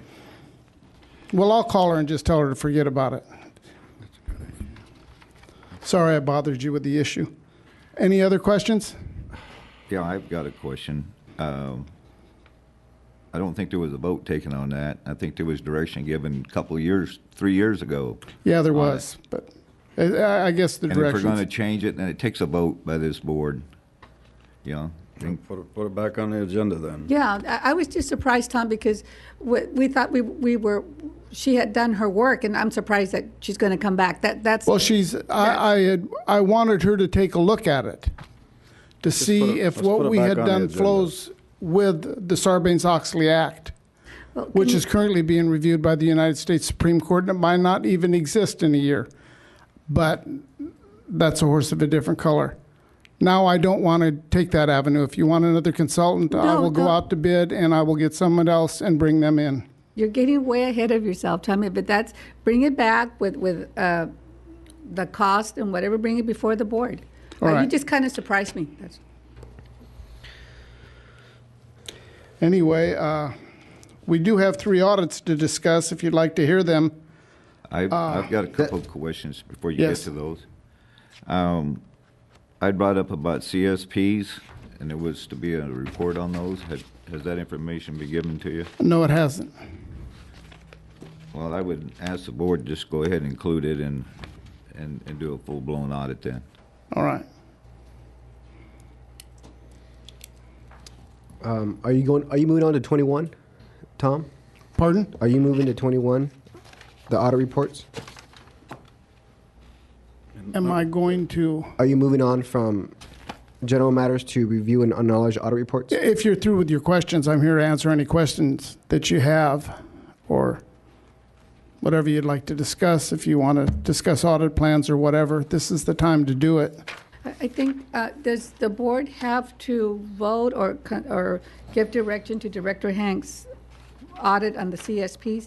If that's a direction, I support your recommendation, Director Hanks. If we need to do that or just move forward? Okay, just move forward then.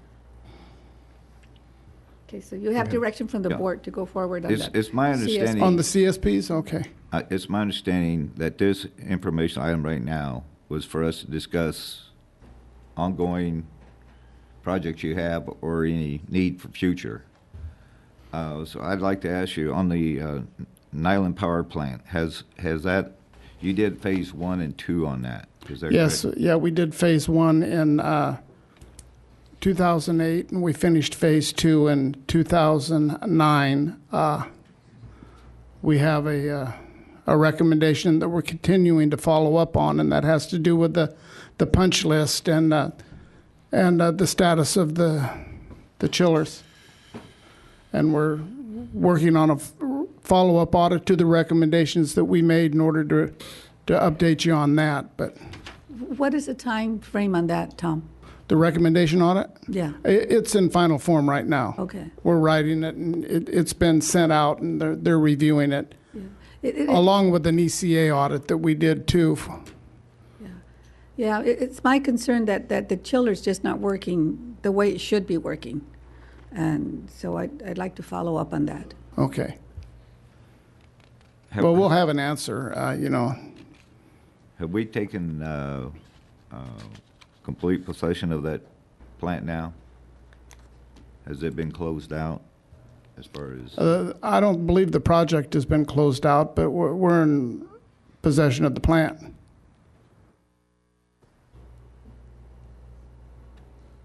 I don't know where at this point, I'm not sure exactly how much of the punch list they've finished, and that's what we're trying to find out. Maybe Mr. Ajayan can answer that question. Oh, okay, yeah. Well, I think. Are we in possession of the plant? We're operating the plant. Oh, it's in Nyland. Nyland's in commercial operation. The peaker, yeah, Yeah. okay, Yeah. that's what I thought. Yeah. We're still withholding some money from it. Yeah, yeah. There's a couple issues, but we're operating the plant. Yeah. What are those issues? The primary issue is the chiller. The chiller didn't operate up to specs, and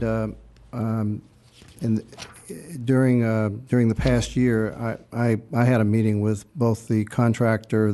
There's a subcontractor that manufactures these chillers, one of the largest in the country.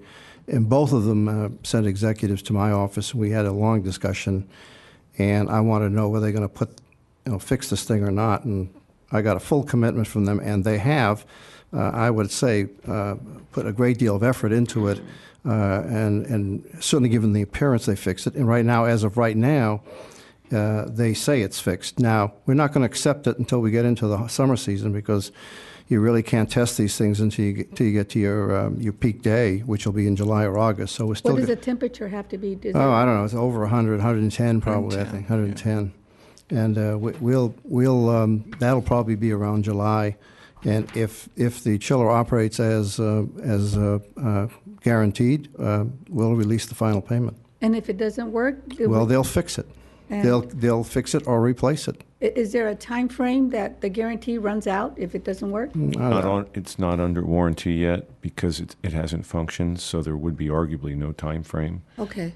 Once we accept it and it works, there'd be a warranty, but the warranty hasn't even kicked in, so we've got time. The problem is that you can only test it under the peak heat season, and so it takes longer because they fix it, but unless you get a billion blow dryers and get all around it, you can't simulate August. Well, Mr. A said July, so. Or July. July, August, no. July. Henrik's here. Henrik, are you? Henrik should be talking about this. Henrik, stand up here and, briefly.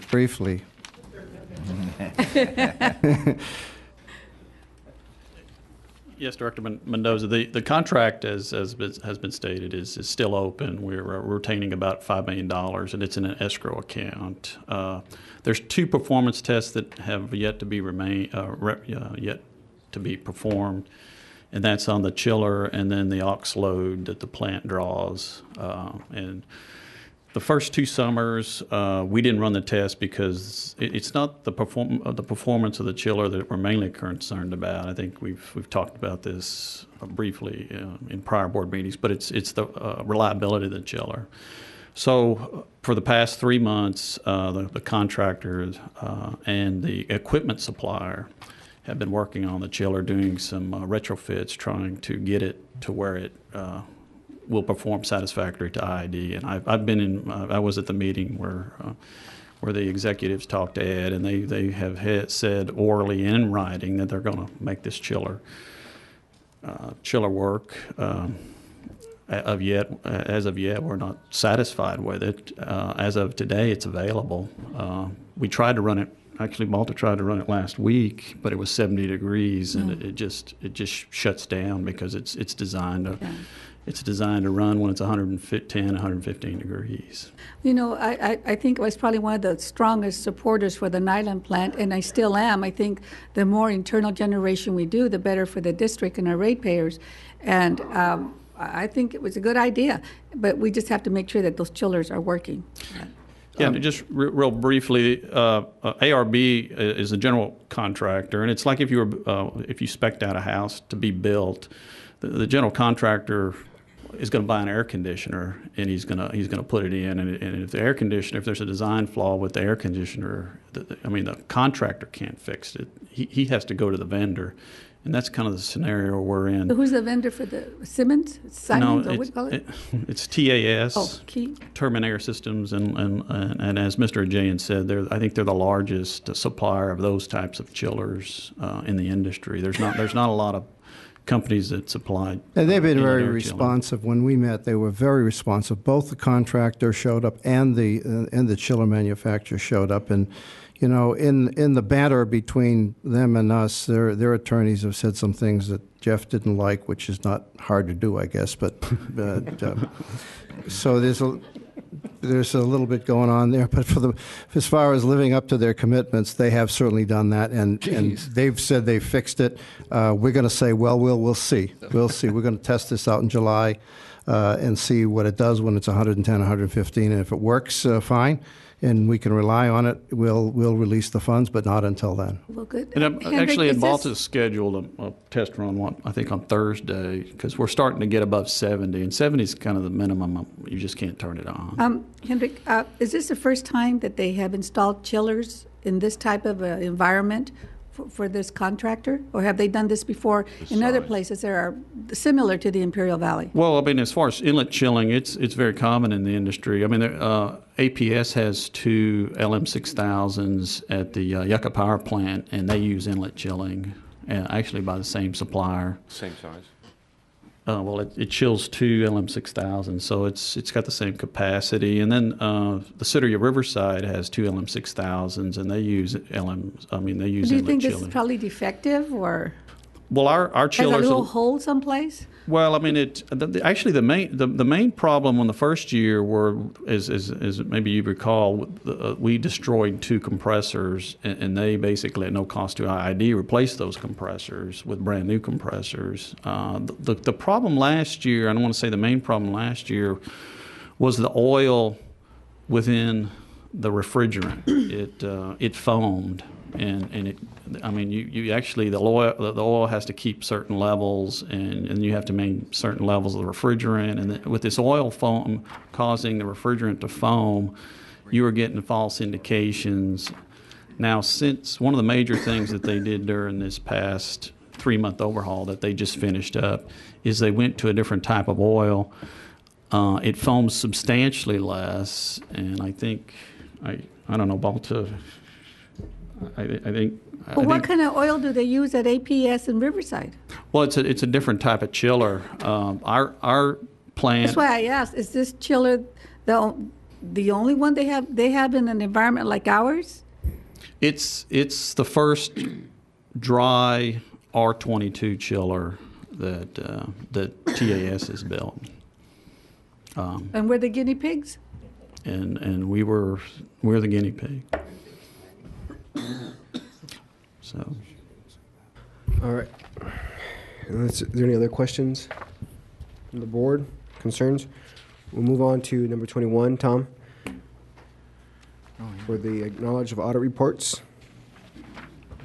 Do you have any other questions? I'm confused. Yeah. Anything you'd like to have explained?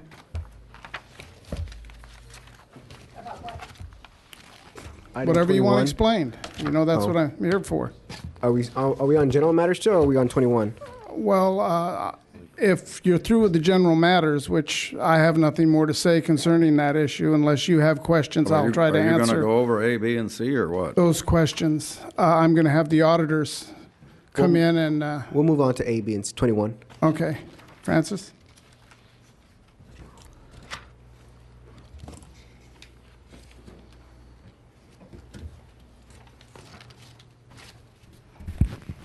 Good afternoon. We're here presenting on our audit report for the Date Drain and the Heber Drain Ivy Commons Development Project. The project consisted of undergrounding portions of the Date Drain and the Heber Drain in preparation of future Ivy Commons development. The MWA I-304 was approved September 25th of 2007 with a total budget cost of $2.1 million.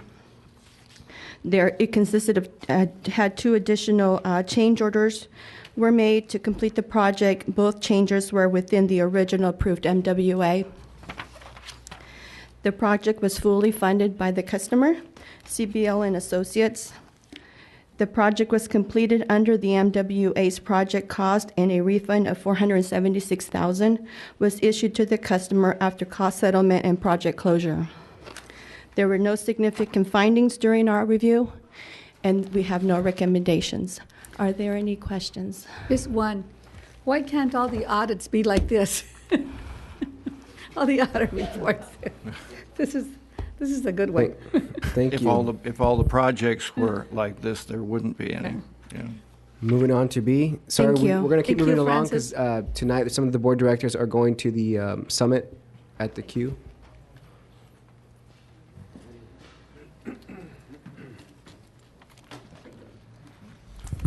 Good afternoon. This afternoon, we have 2 reports on local entity grant award winners.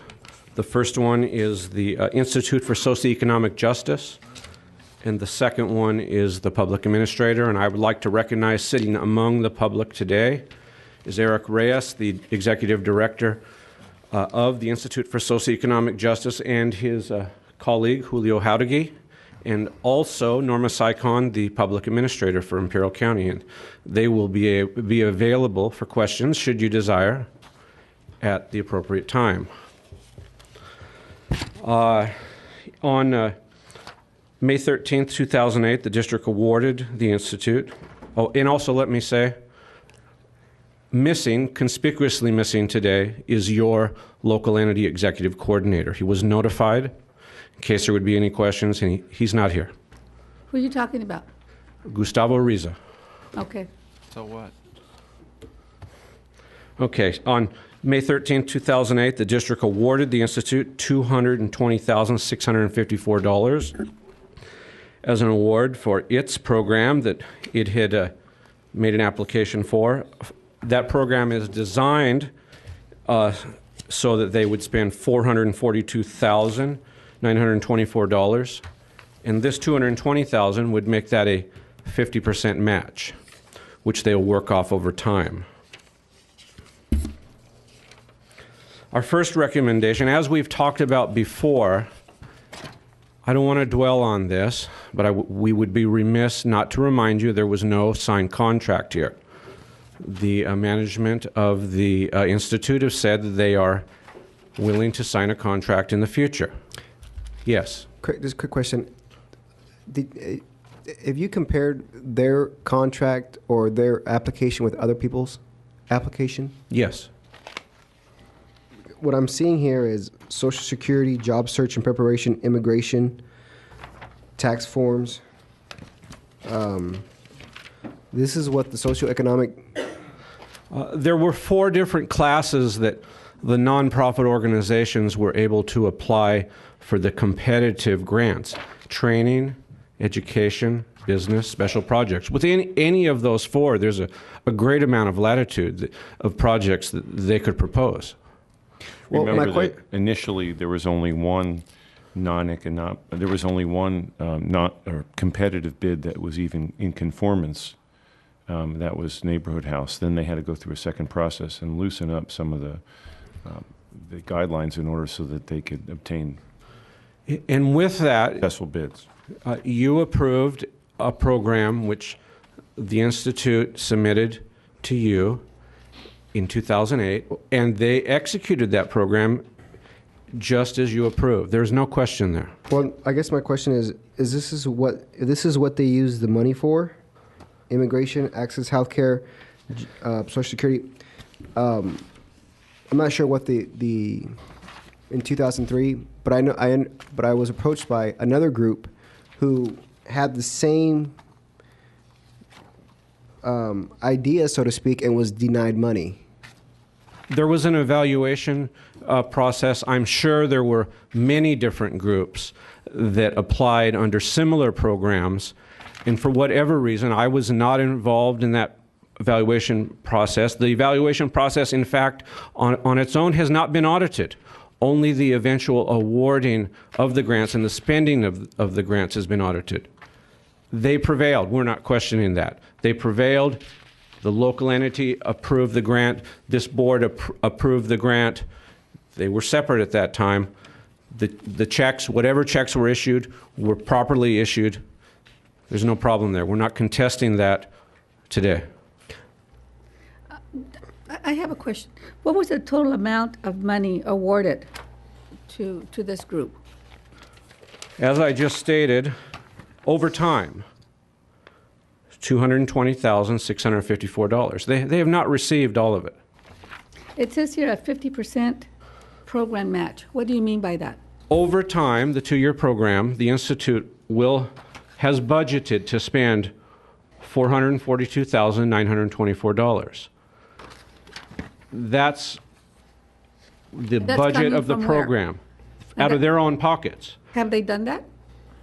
They have spent some of it, but over time they have budgeted a program for $442,924. Of that, as time goes by and they make applications, the local entity, the IID, will reimburse them for 50% of that, $220,000 and change.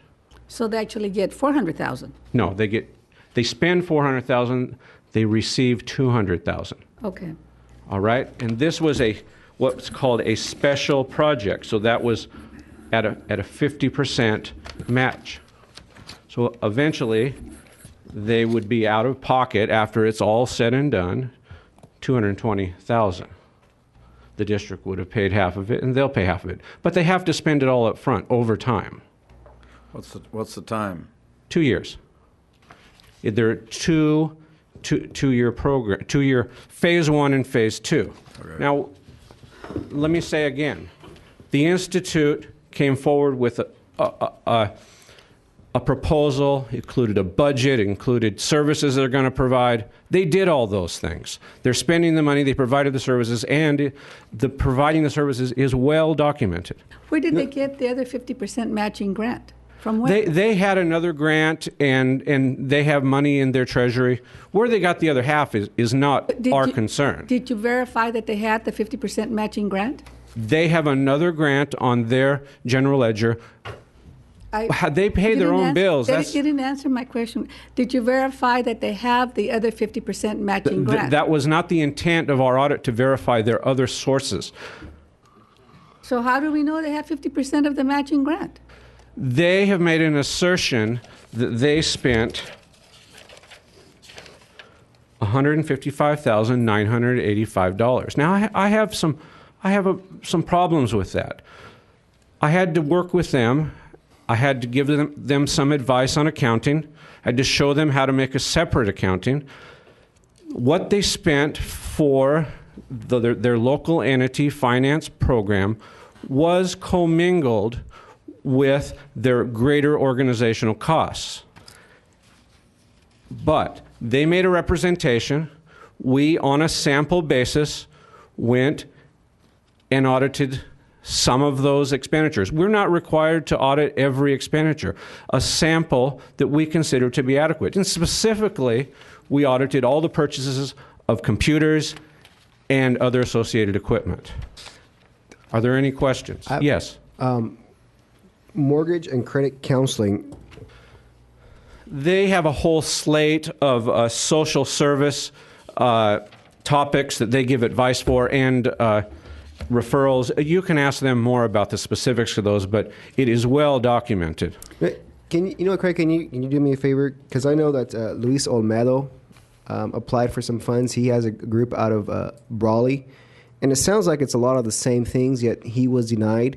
And he was denied because some of the things that we said monies weren't allowed to do. And I'm guessing mortgage and credit counseling, because the crisis didn't come up till 2007, 2008. That I'm not sure if that would have been in the package in the beginning, back in 2004 or 5 or. That's a tough question to ask, Craig. We can refer that to Mr. Reza and Mr. Sampson and go back and take a look. You can get a hold of him. But you're putting Craig in an awkward position. He didn't make the awards. The grants were sent off to professional readers, and they were rated. That's correct, and I recall that too. Thank you. It was up in Sacramento someplace. Greg, I have a question. Yes. And I'm looking at the expenses. Under advertising, they had approved $12,000, and then they amended $3,000, so they actually spent $9,000 in advertising. Is that what it means? Okay. On page 148, or page 5 of your report. What you have here, you're looking at page 148. I'm sorry, but these tables were cut in two in the process of publishing them in the agenda. That we're going to work on that in the future. So bear with me. You can't see the title there, but it says, if you look on the bottom of the previous page, 147, Analysis of Local Entity Program Budget. Now we're moving on to the next recommendation. You'll see that originally, budgeted program expenditures, of which $12,000 for advertising was part of that budget. That's a budget that was approved. It was submitted and approved by this board. This is advertising for what? Advertising for people to come partake in their program. But it's not in question. This board approved it, and we move on.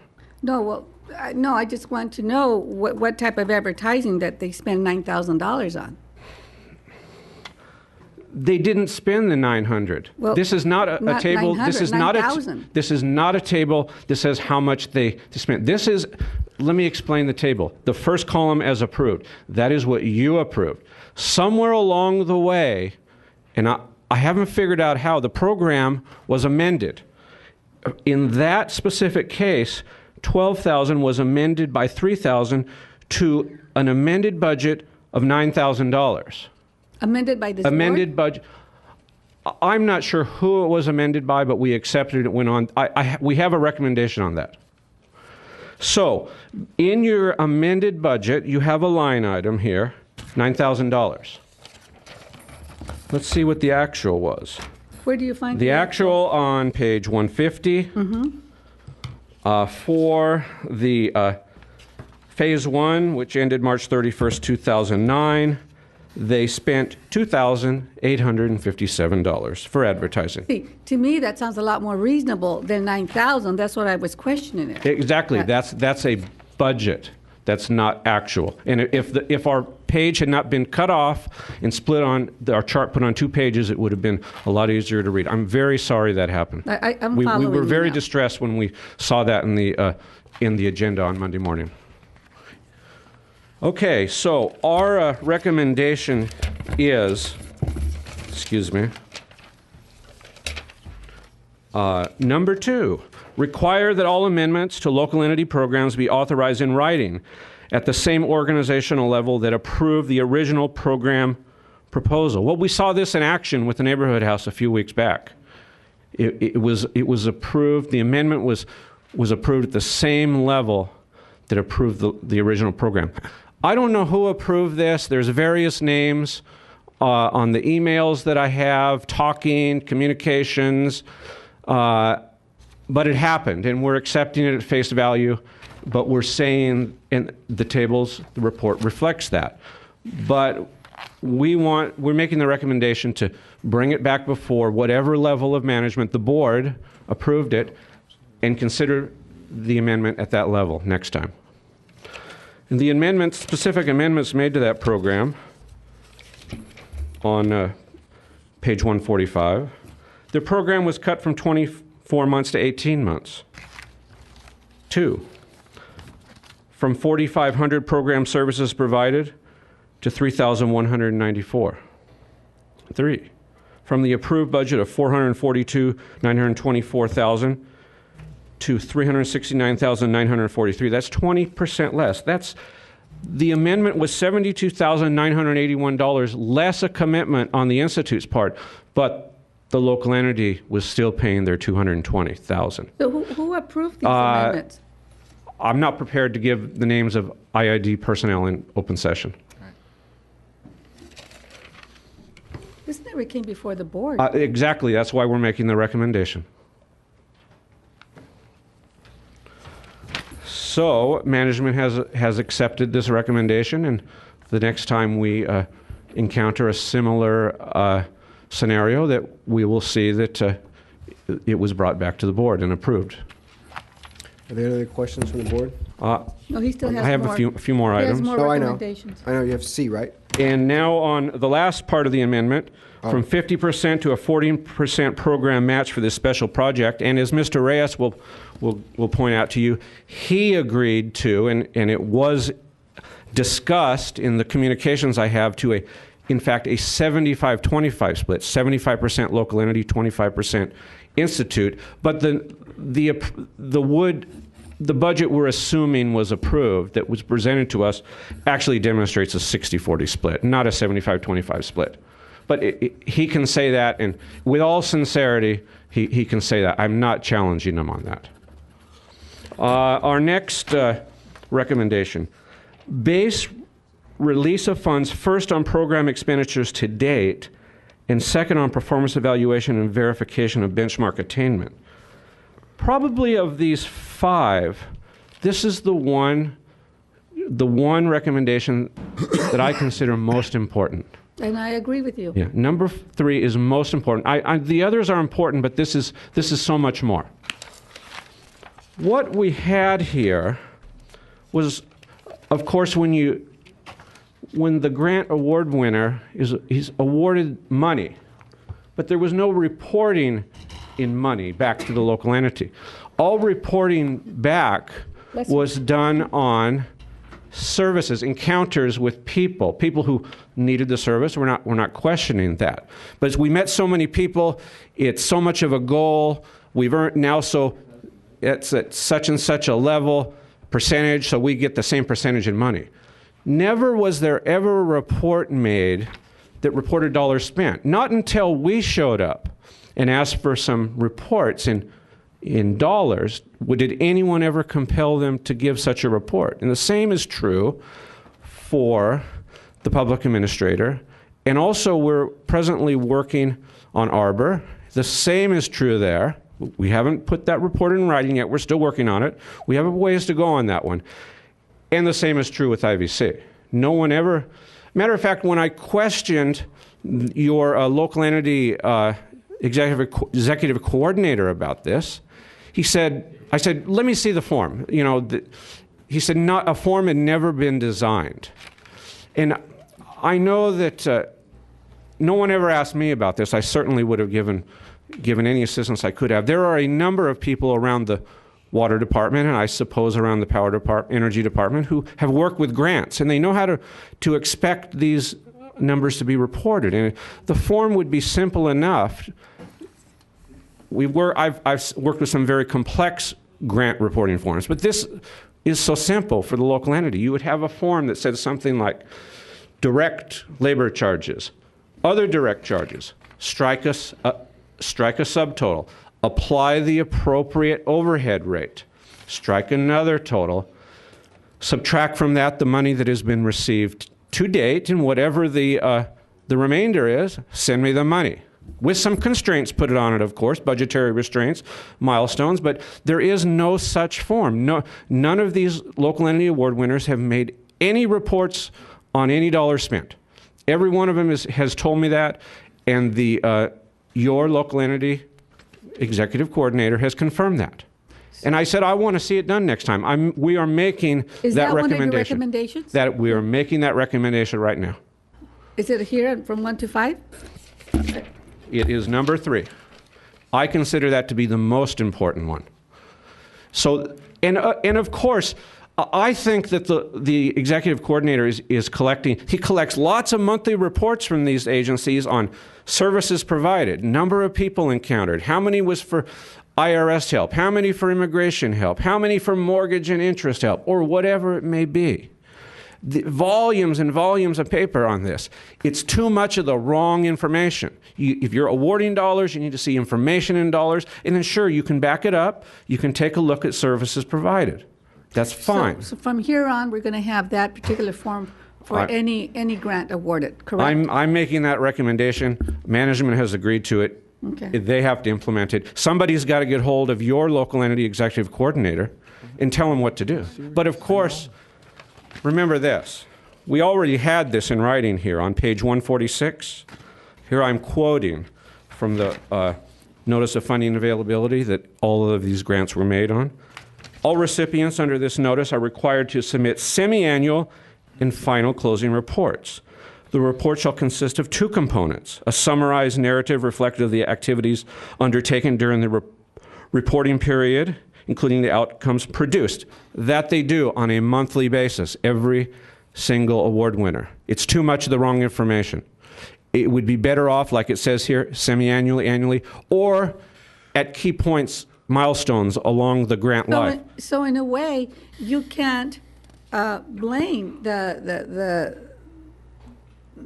providers for this grant because they were following what we told them to do. We told them nothing. Yeah, exactly. So it's not really, well, we didn't comply because you didn't tell me what to comply with. Right. This is, and let me finish. So they did that part of it.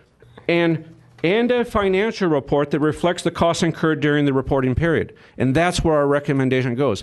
This would be like the IRS requiring you to submit a form every year to report your income, your deductions, and pay the tax, whatever it may be, yes, but never providing you a 1040, never developing a 1040 or anything like that to report it on. There'd be no reporting method. And also never notifying you that it's due at a certain time. Or send you an auditor once in a while. Yeah, exactly.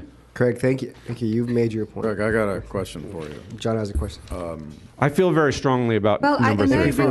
That's fine. You're dealing with public money, so what you're saying is correct. Yes. My question to you is, Gustavo didn't follow up on some of these things, and even on the farm service provider side, we're talking about going in-house on some of this stuff.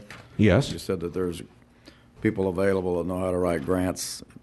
you know what needs to be done. Is this something that the IID can handle internally on setting this thing up in the future and putting this money out to the one-third side, the competitive side? I think it's probably good you have a consultant to run it, a competent consultant, and a consultant who's aware of things. But there needs to be an awareness inside, and the. Great. Hold on. Director Hanks has a question. We're getting into some territory where we need to have a closed That's session. fine. But And I'll just ask that for our next meeting that we place these items on closed session and deal with it where it should be. We are now the local entity board. These are our employees, and we need to take the appropriate action. Okay, thank you. So number 4 was, in fact, develop that form. And we have any number of people at the district who have working with grants or auditing grants, including myself, who are, I'm sure would be more than happy to help you develop this, an appropriate form. And from what I could see, I've seen some complicated ones, and I'm sure Director Hanks in the school district is well aware of these, a grant reporting form. We could use a very simple one here at the district. So from now going forward, this form is going to be part of any award, correct? It's going to have to be written into the notice of funding availability. Number 5, insist that award winners submit financial reports to the local entity as required by the notice of funding availability. Are there any more questions on the Institute for Socioeconomic Justice? Do we have to have a motion to approve your report, or what? Yes, and also be aware that they have not received their final payment. Have they received any in a timely manner? Everyone to them was in a more or less timely manner. They thought there was some lags, but nothing that like you'll see on the next report. Okay. You could ask them for more specifics on that. And their last payment, I have it here, $10,758 is all that they're owed. Their program, their second program year is finished, and that's where they stand. You mean Mrs. Saikon has been quiet and she hasn't been receiving her money? We're getting to that. She's the next report. Oh, she's ready to go. Did you want to say something? Yeah. All right. Say something? Motion to accept? Yeah, motion to accept. With recommendations? Pardon me? With the recommendations? Yeah, motion to. Well, number 1, we didn't motion to accept the Date Drain and Heber Drain IV Commons Development Project audit report, and then motion to accept the local entity Institute for Socio-Economic Justice audit report, and also the 5 recommendations recommended Two by motions or internal one? audit. It's 2 reports, 2 audits in 1 motion. Okay. I'll second. Okay, please vote. Okay, moving on. Our second report is on the County of Imperial Public Administrator, another award winner. This award was for $171,479. That's a 50% match for a $342,958 program. The approving of this, the payment of it, is not in question. Everything was done accordingly. Now, their program, again, was approved by this board and was executed by the public administrator and her staff as approved. It's well documented. It's complete. We have no problems with the execution of that program. Of course, I would be remiss if I didn't say that they signed no contract, but we don't want to dwell on that. That's our first recommendation. Our second recommendation, respond to the request by award winners for release of funds in a timely manner.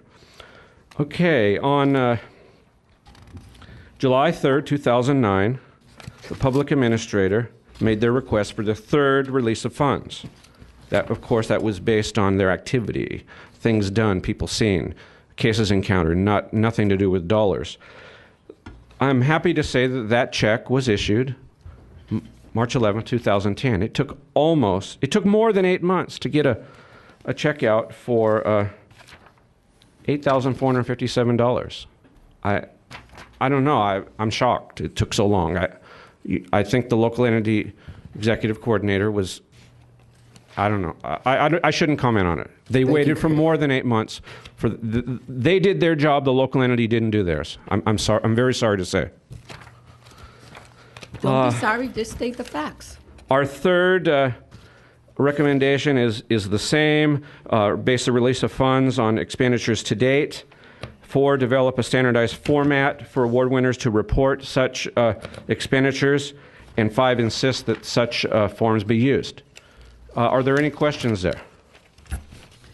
What was the grant awarded to the public administrator used for? They used it for a program to provide social services to the poor, the indigent, the old, people who are usually not in the mainstream Why do of you look society. at me when you say old? I didn't. You looked at me. I looked back. We have. Let's see. I have to make him smile once in a while. He's so serious. You're going to look pretty good. As submitted and subsequently approved. About a month, right? Oh, yeah. Submitted and my subsequently God. approved by this board. The Public Administrators Program provides case management services for their target population, which is the frail, elderly, or disabled adults, mentally ill, and drug and substance abusers. Case management services include assessments, individualized service plans, linkage and consultations, assistance with assessing services, crisis assistant planning, and period reviews. They did that. It's well documented. No, I have no reason to doubt that, yeah. More questions? No, If you wish to question the staff from the Institute or the public administrator, they're here. no, Maybe they have something they'd like to say. They're going to tell us to get our act together. Sure. Eric Reyes, Executive Director of the Institute for Sucking of Justice. And I just want to commend you for the fine people you have working for you that work for the district. I will tell you that they were very straightforward with us. Craig, Tom, everyone else that came to our office. Mr. Kevin Kelly and Sandra Correa, when we had issues with the local entity consultant that he wouldn't get back to us on information, they were the ones we had to do. And I felt bad about having to bother people for that someone should have been taken care of. And I will say that. And I sent numerous emails and we wouldn't get information back. But I will tell you that we were treated very fairly in the audit process. We all agreed. In the report, it says that you asked for the commitment letter and letter of agreement. We have it on PDF file if you want it. This is what we turned into the IID as part of our.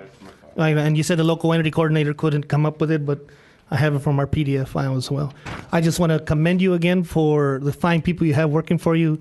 It's too bad they have to deal with this issue that they shouldn't have. There should have been a way to do this as we progress monthly or every month and a half, 2 months. I could have been taking care of these issues that you have. And as a final note, I do want to leave you an updated services, and I'll tell you that we feel great about the program we've had. Mr. Julio Jauregui can tell you about how many people we've helped.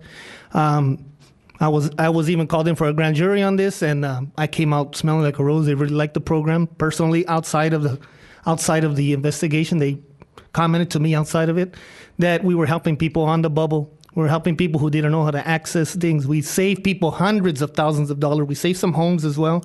Mr. Sanchez, that because of this program that people knew about through the IID, because we were funded through the IID for mortgage, Chase Bank consulted us, and we had a home preservation seminar, and we saved many people's homes. 150 people, families showed up, and they still thank us for that. Not to mention the 4,102 people we have serviced to date. And I'll leave this for you as an updated service. Thank you. Thank you.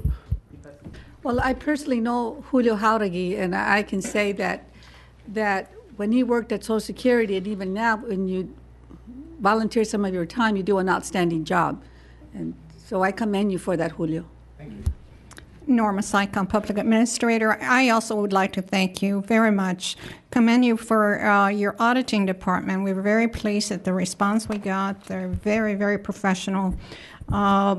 We can't thank you enough for the grant itself, though, because the impact to the community was very great. If we had not been there to service, social service all of these clients, the impact would have been to the hospitals, the police department, the jails, behavior health. So it really went a long way. We were able to save 2 positions, 2 jobs because of this grant. And we're very, very pleased with the results, and we hope that you will continue to do that, and because we're here to serve you. Thank you. Thank you. Thank you. Do we have a motion on the floor for B? I move to accept local entity. I move to accept the auditor's audit on the I'll second it. Okay, a first and a second. public administrator, With and the- to include and to also include the 5 recommendations. Okay, please vote. Thank you, Mr. Hanks. I had like a senior moment. Yeah, Gloria? Thank you, Craig. Oh, Craig. I have a. Thank you for your time. I have a Craig, question. I'd like to make one comment. I really like the way you presented your report today. I really enjoyed the dialogue going back and forth. Both you and Francis, you both did an outstanding job. Thank you. And let me also tell you that on both trips to the public administrator, trips to the Institute, Francis was there doing field work. Betty was there on one of the trips to the Institute, and Tom was at the office reviewing every report, every line that was written. Thank you. Good. You work very well together as a team. Appreciate that. Dr. Brady? Yes. I'm not sure if it's the pleasure of the board, but on Finance 22, 23, 22 to 25, we can move it. I'm not sure because a couple board directors are going to the queue at 5:30. We'd be more than happy to let you move unless the board feels otherwise. What is that? What do you want to do? I know Director Hanks is going. I'm not sure. Are you I'm going? not going. I'm here to do the district's work. We need to do I'm here to work on this agenda. Well, I'm not going. Director Hanks, you're the only one. Let's move on. Okay, so we'll move on to 22, I think. 22, approval of statement of investment policy. And this is an annual exercise. Correct me if I'm wrong, Greg. No, that's correct. We're required to get annual approval from the board for our investment policy. I move to approve. Second. There's a first and a second. I already read it. I know what it's all about. It's all good. Director Hanks or a body? You weren't quick on the second, so I'm guessing. I don't know if you have second. If you have discussion. Hey, Jim, I'm trying to get you out of here in time. I've read it last night, so I'm. I'm fine with it. I've read it. Quiz me I on did my homework. Mr. Abadi, have any questions? No. Okay, please vote. Please vote. Moving on to 23. The acknowledgement receipt of investment portfolio through December 31st, 2009. Move to approve. Yes, just a couple of things I'd like to mention about this. We'll be preparing these reports on a quarterly basis and bringing them back in front of the board. 2 things to note. We had about $400 million in our portfolio at the end of 2009, and our interest income was about $8 million, or roughly 2%. So you'll know that's come down substantially since the turmoil in the financial markets in September 2008. We don't expect that to be going up in the near term. And that's really all I had. Okay. Director Sanchez, I move to acknowledge the investment portfolio as presented by Mr. Grogan. Second. We have a first and a second. Please vote. Question. Oh, there's discussion. Under commercial paper, it's at 4.9. There was a budget transfer or something. I thought it was at 14 something toward the end of the year. Is that the same commercial CP that? No, it's different. What's on the investment report is what we have invested in. The $15 million is what we have outstanding as a liability. Okay.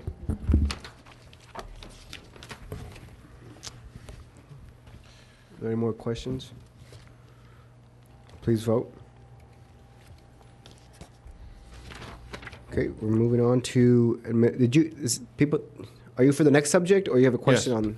No. This is for the next one. The 24 authorized issuance of draft mitigation negative declaration environmental assessment document on the pole replacement project for a 30-day public review period. Yes, and as you just said, Mr. President, members, this is the KNKS line, transmission line. It is for pole replacement upgrade And what we're asking here is approval just to release the draft on the mitigated negative declaration environmental assessment for a 30-day period. So moved. Second. Discussion? We've seen the presentation of the pole replacement already, so. Sure. This is for a comment period. Yes, sure. It will come back to you. All right, please vote. Good job. Okay, 25, approval of equipment purchases requests. Mr. Campbell. You can call me Campbell.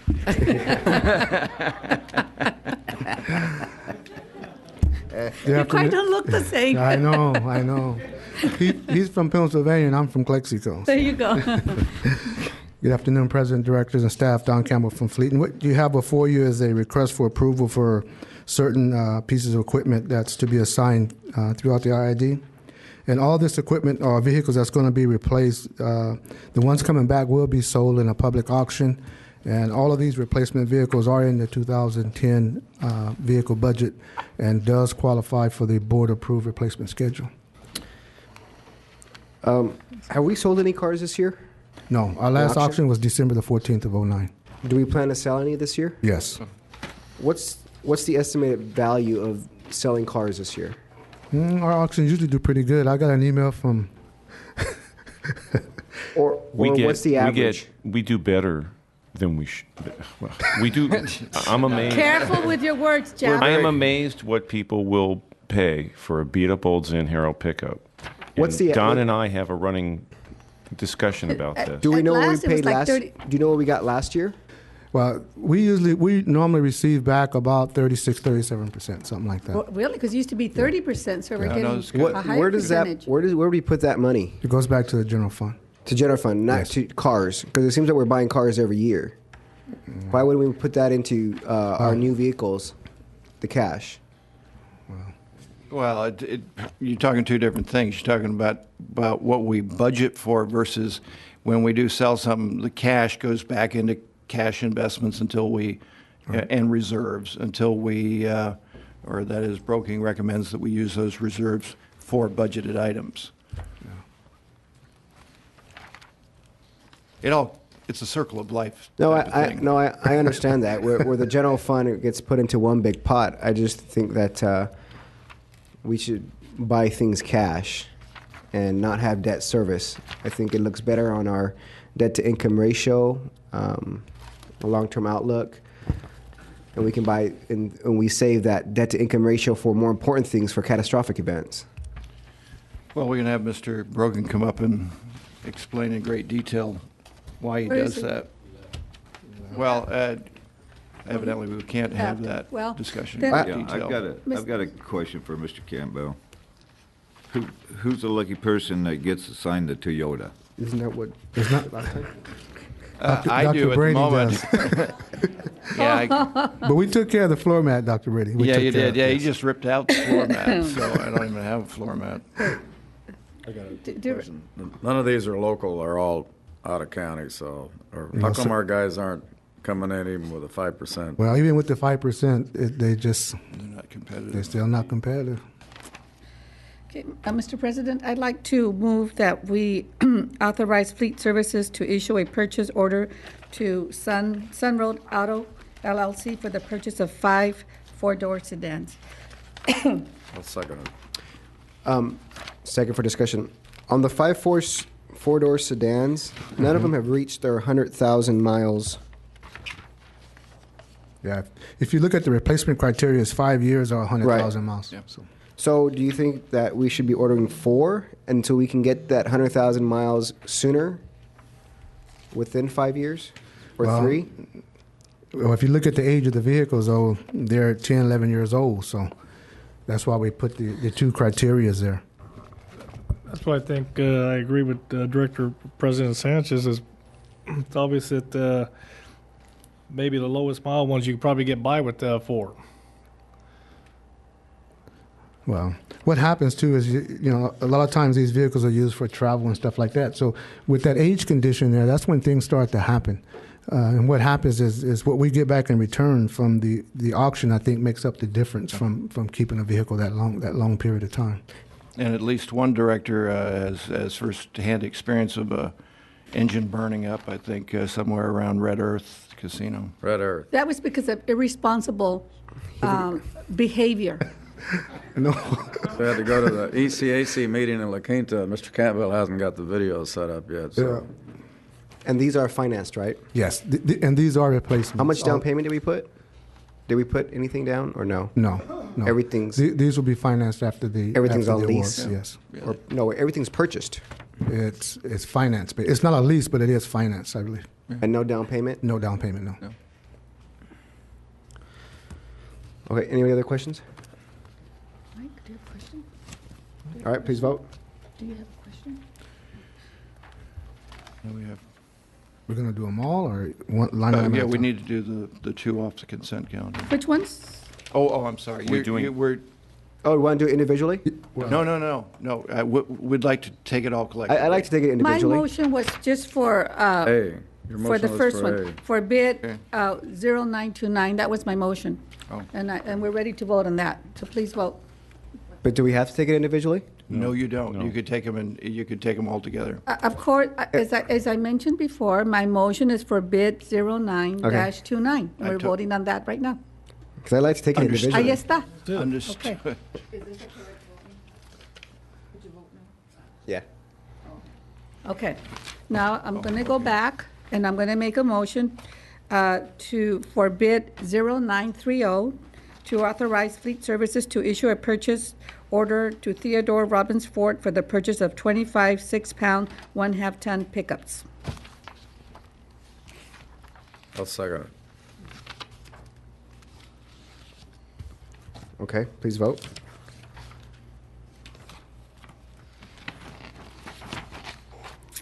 And my motion is for purchase recommendation bid 0931 to authorize Fleet Services to issue a purchase to Fairview Ford Sales for the purchase of 5 6,000 pounds, 1/2 ton, 4x4 pickups. Second.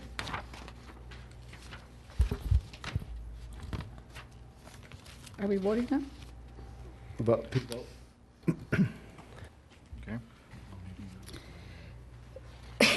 And now my other motion is to bid 0932 to authorize Fleet Services to issue a purchase order to Sun Road Auto LLC for the purchase of one 6,200 pound extended cab 4x4 pickup. Second. Please vote. God, how many more of these do you have, Don? It's only a couple more. There's 3 more. Okay, A my motion. A few more. You can Huh? take those few three more. together if you I know, like. I'm looking at that now. I thought there's 3 more. Yeah? I thought there were only like 2 or 3. No. Okay, my motion is to authorize bid 0933, bid 0934, bid 0935 for the purchase of vehicles to benefit the IID. Yes. Please vote. Yeah, I don't have a second. Oh, yo, John second. Oh. His mic's not on. Oh, his mic's on. That's all right. You can have it. Oh. I have a question. Budget, it has something underwater. It doesn't have an administrative line here. That's where it looked like this is going to be used. Which one is It's that? in the budget on G12, line 4. That you read, line item 4. Only showing something on water. I see a joint 84. I don't see anything.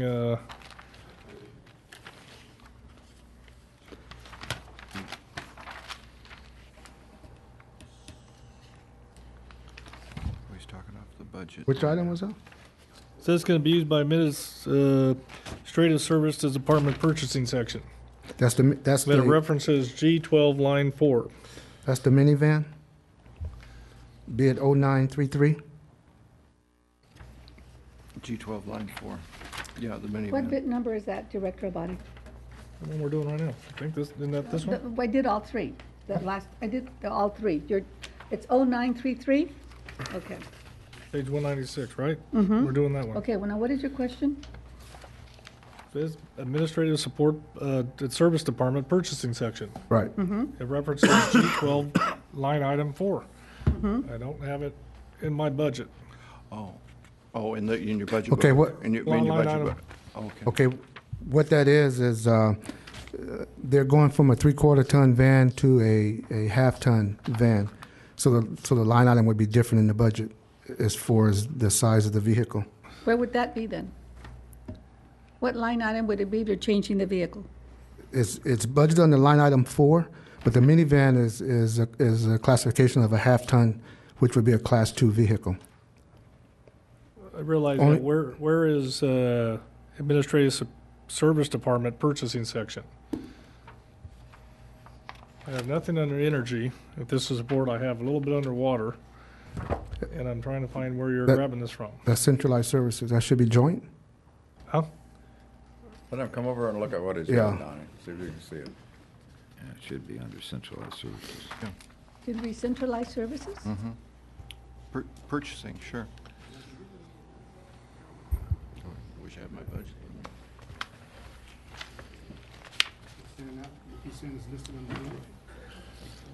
Oh, right here. Okay, there's joint. Yeah. Okay, that's what you're saying. It says G12 line item 4. Now, is this, where you pulling? Okay. 16. On this side over here, that's administrative. 16. Right there. Major work Everybody else, okay. All right. Please vote. You okay with it? Yep. All right, Stella, you got 2 more. No, I did That's them it. all. Well, that was all 3 of them? I did all 3 together. Okay. Did you have questions on the other ones? Which lawsuit? All right. Oh, we're moving on to My opponent. Yeah, I guess, yeah. Director Menville. Oh, you need to vote. Need to vote. Stop socializing and vote. Do your job. 5:30 is happy hour at the Q. We're talking Director IID Menville. business. Number 12. And 16. Thank you, guys. Which, Tina, do you, oh, Tina's there, okay. Mr. Hanks, I think you had the Question? on this? Okay. On item number 12 with the David's Engineering, how much of the work do they actually do themselves? Are they a clearinghouse for all? David's I keep Engineering. going for a single MWA, and looks like they're Right. Service agreement was initially created to fund a major work authorization project back from 2005. It was then utilized again for a 2007 MWA, and then portions of this are falling under that MWA, and then there's some added scope that's water department operations related. Well, I was looking at some of the documents here, and it looked like there was a lot of subcontractors. They are allowed to subcontract for specialized needs. So some of the subcontractors under this are more specialized programming. There's some economic analysis cited here. I don't think it's for this contract, but they are allowed to pick and choose their contractors to supplement their skill set. But do they do themselves any portion of the work? Yes, at least half of it on this process is by engineers from David's Engineering. Mrs. Childs, do we have anyone in-house that could do some of this work? A lot of this is really data intensive. In fact, one of the David's Engineering folks used to work at IID within resources planning back 10 years ago. It's very specific on programming and utilizing the data, using Oracle-based systems and writing those programs. So we don't particularly have anybody specialized in this. Think we'll ever have ownership of something like this? I mean, we've spent over $7 million with them already. Well, they've handled multiple projects. 11 assistant water managers and other consultants and other staff. And I thought last week when you brought this forward in front of us, it was to release some of your staff time. So if we have staff that can do it, I'd like to see our staff do it. There's no existing staff that can handle this work. What this is going to do is I shouldn't use the word automate, computerize some of the manual tasks that are being performed in Water Control Center, which will then free up some of their time so they don't have to manually enter all of the data. It will all be online on screen, and the calculations will be done automatically. Mr. Sanchez, Director Sanchez, I move to approve the service agreement amendment as submitted. There's a motion. Second. In a second, please vote. Thank you. Moving on to Last item's number 16, Mr. 16, President. Unit 3 Repower Project. Yeah, you recall we gave the presentation last week. We put it on consent because we thought it was, we had answered all the questions, but Apparently you Mr. didn't. Hanks, You didn't did answer have- all the questions, right? I'm sorry. Yes, ma'am. Apparently you didn't, I didn't have the questions then. Apparently I not. have them now. Okay. Mr. Ajay would be happy to answer them. Oh, I gotta deal with him? Jeez. Okay, I'd like to deal with you.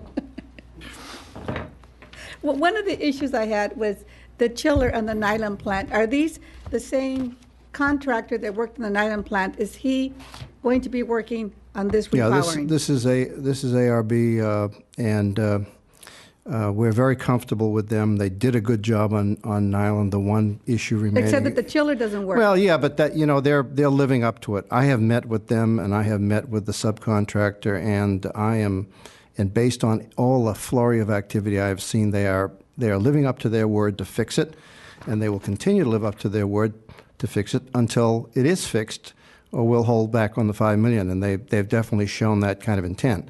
The second issue is a slight issue of the fact is that they underbid on this job on El Centro 3. They underbid everybody by $30 million. Okay. Now, at the nylon plant, the chiller it's a dry chiller, I guess you said, and we're kind of the guinea pigs for that. Are we going to be the guinea pigs for any? No, this is a pretty straightforward. This is a pretty straightforward 2-on-1 configuration combined cycle plant, and I don't really think there's anything experimental in this at all. Our development manager, project development manager. Greg Hall is here. Greg, you want to step up here? And sorry to bypass you, Henrik, but I thought that since you know more about what we're building here. Hi, I'm Greg Hall. Hi, how are you? Power engineers. The question is there anything unusual in this? The nylon plant contained a dry chiller, which is a little bit of an experimental effort. This plant does not have a chiller. No, I understand that, but are there any components of this repowering that are experimental, are going to be used for the first time? No, ma'am. It's all proven technology? Yes, ma'am. I have your word on that. Yes, ma'am. Okay. And mine too. How you gonna? For what it's worth. But you know where you can find me, and I'm not sure you can find Yes, him. I know. I also have a question. Going over my notes for the project description, it says here the performance guarantee, Siemens performance guarantee, the temperature goes up to 100 degrees Fahrenheit. It gets hotter than that here in the valley. Why, if it's like 130, why are we only going up to 100? Well, it's standard in the industry that you pick one temperature degree area, which is typically 100 degrees, that the manufacturer uses to guarantee from. However, if you're 115 degrees, it's an engineering calculation to show the differences between 115 and 100 degrees. So you're incorporating that Absolutely. into all your calculations? Right. It's a thermal performance guarantee, and there's a protocol that's done by the American Society of Mechanical Engineers. Okay. That sets that standard. Okay, because that Probably like the air conditioners that we used to buy from back east. Would get the job done here. Director Abadi had a question? Or the capacity we have in the SDG&E's gas line into the existing number 3, the capacity in there, is that going to be sufficient, or do we need? Has that been firmed up? I know we participated one time in their open season about 2 years ago. Is that firmed up? Our needs? Would you like to? Recently, SoCal Gas did a looping of their line coming south into Imperial Valley, and that doubled the capacity of their system. Before the upgrade, the capacity of the system was about 90 million decatherms a day. Today, that capacity is 200 million decatherms a day. So basically, the looping that they did completed recently, doubles the capacity of natural gas. This, to give you an idea, that this specific unit will burn about 15 million decatherms a day. So they increased it by about 100,000. We're only going to be using about 15, or the El Centro. Tiny bit. So there'll be plenty of capacity left over, even when we do the repower. Do you have questions?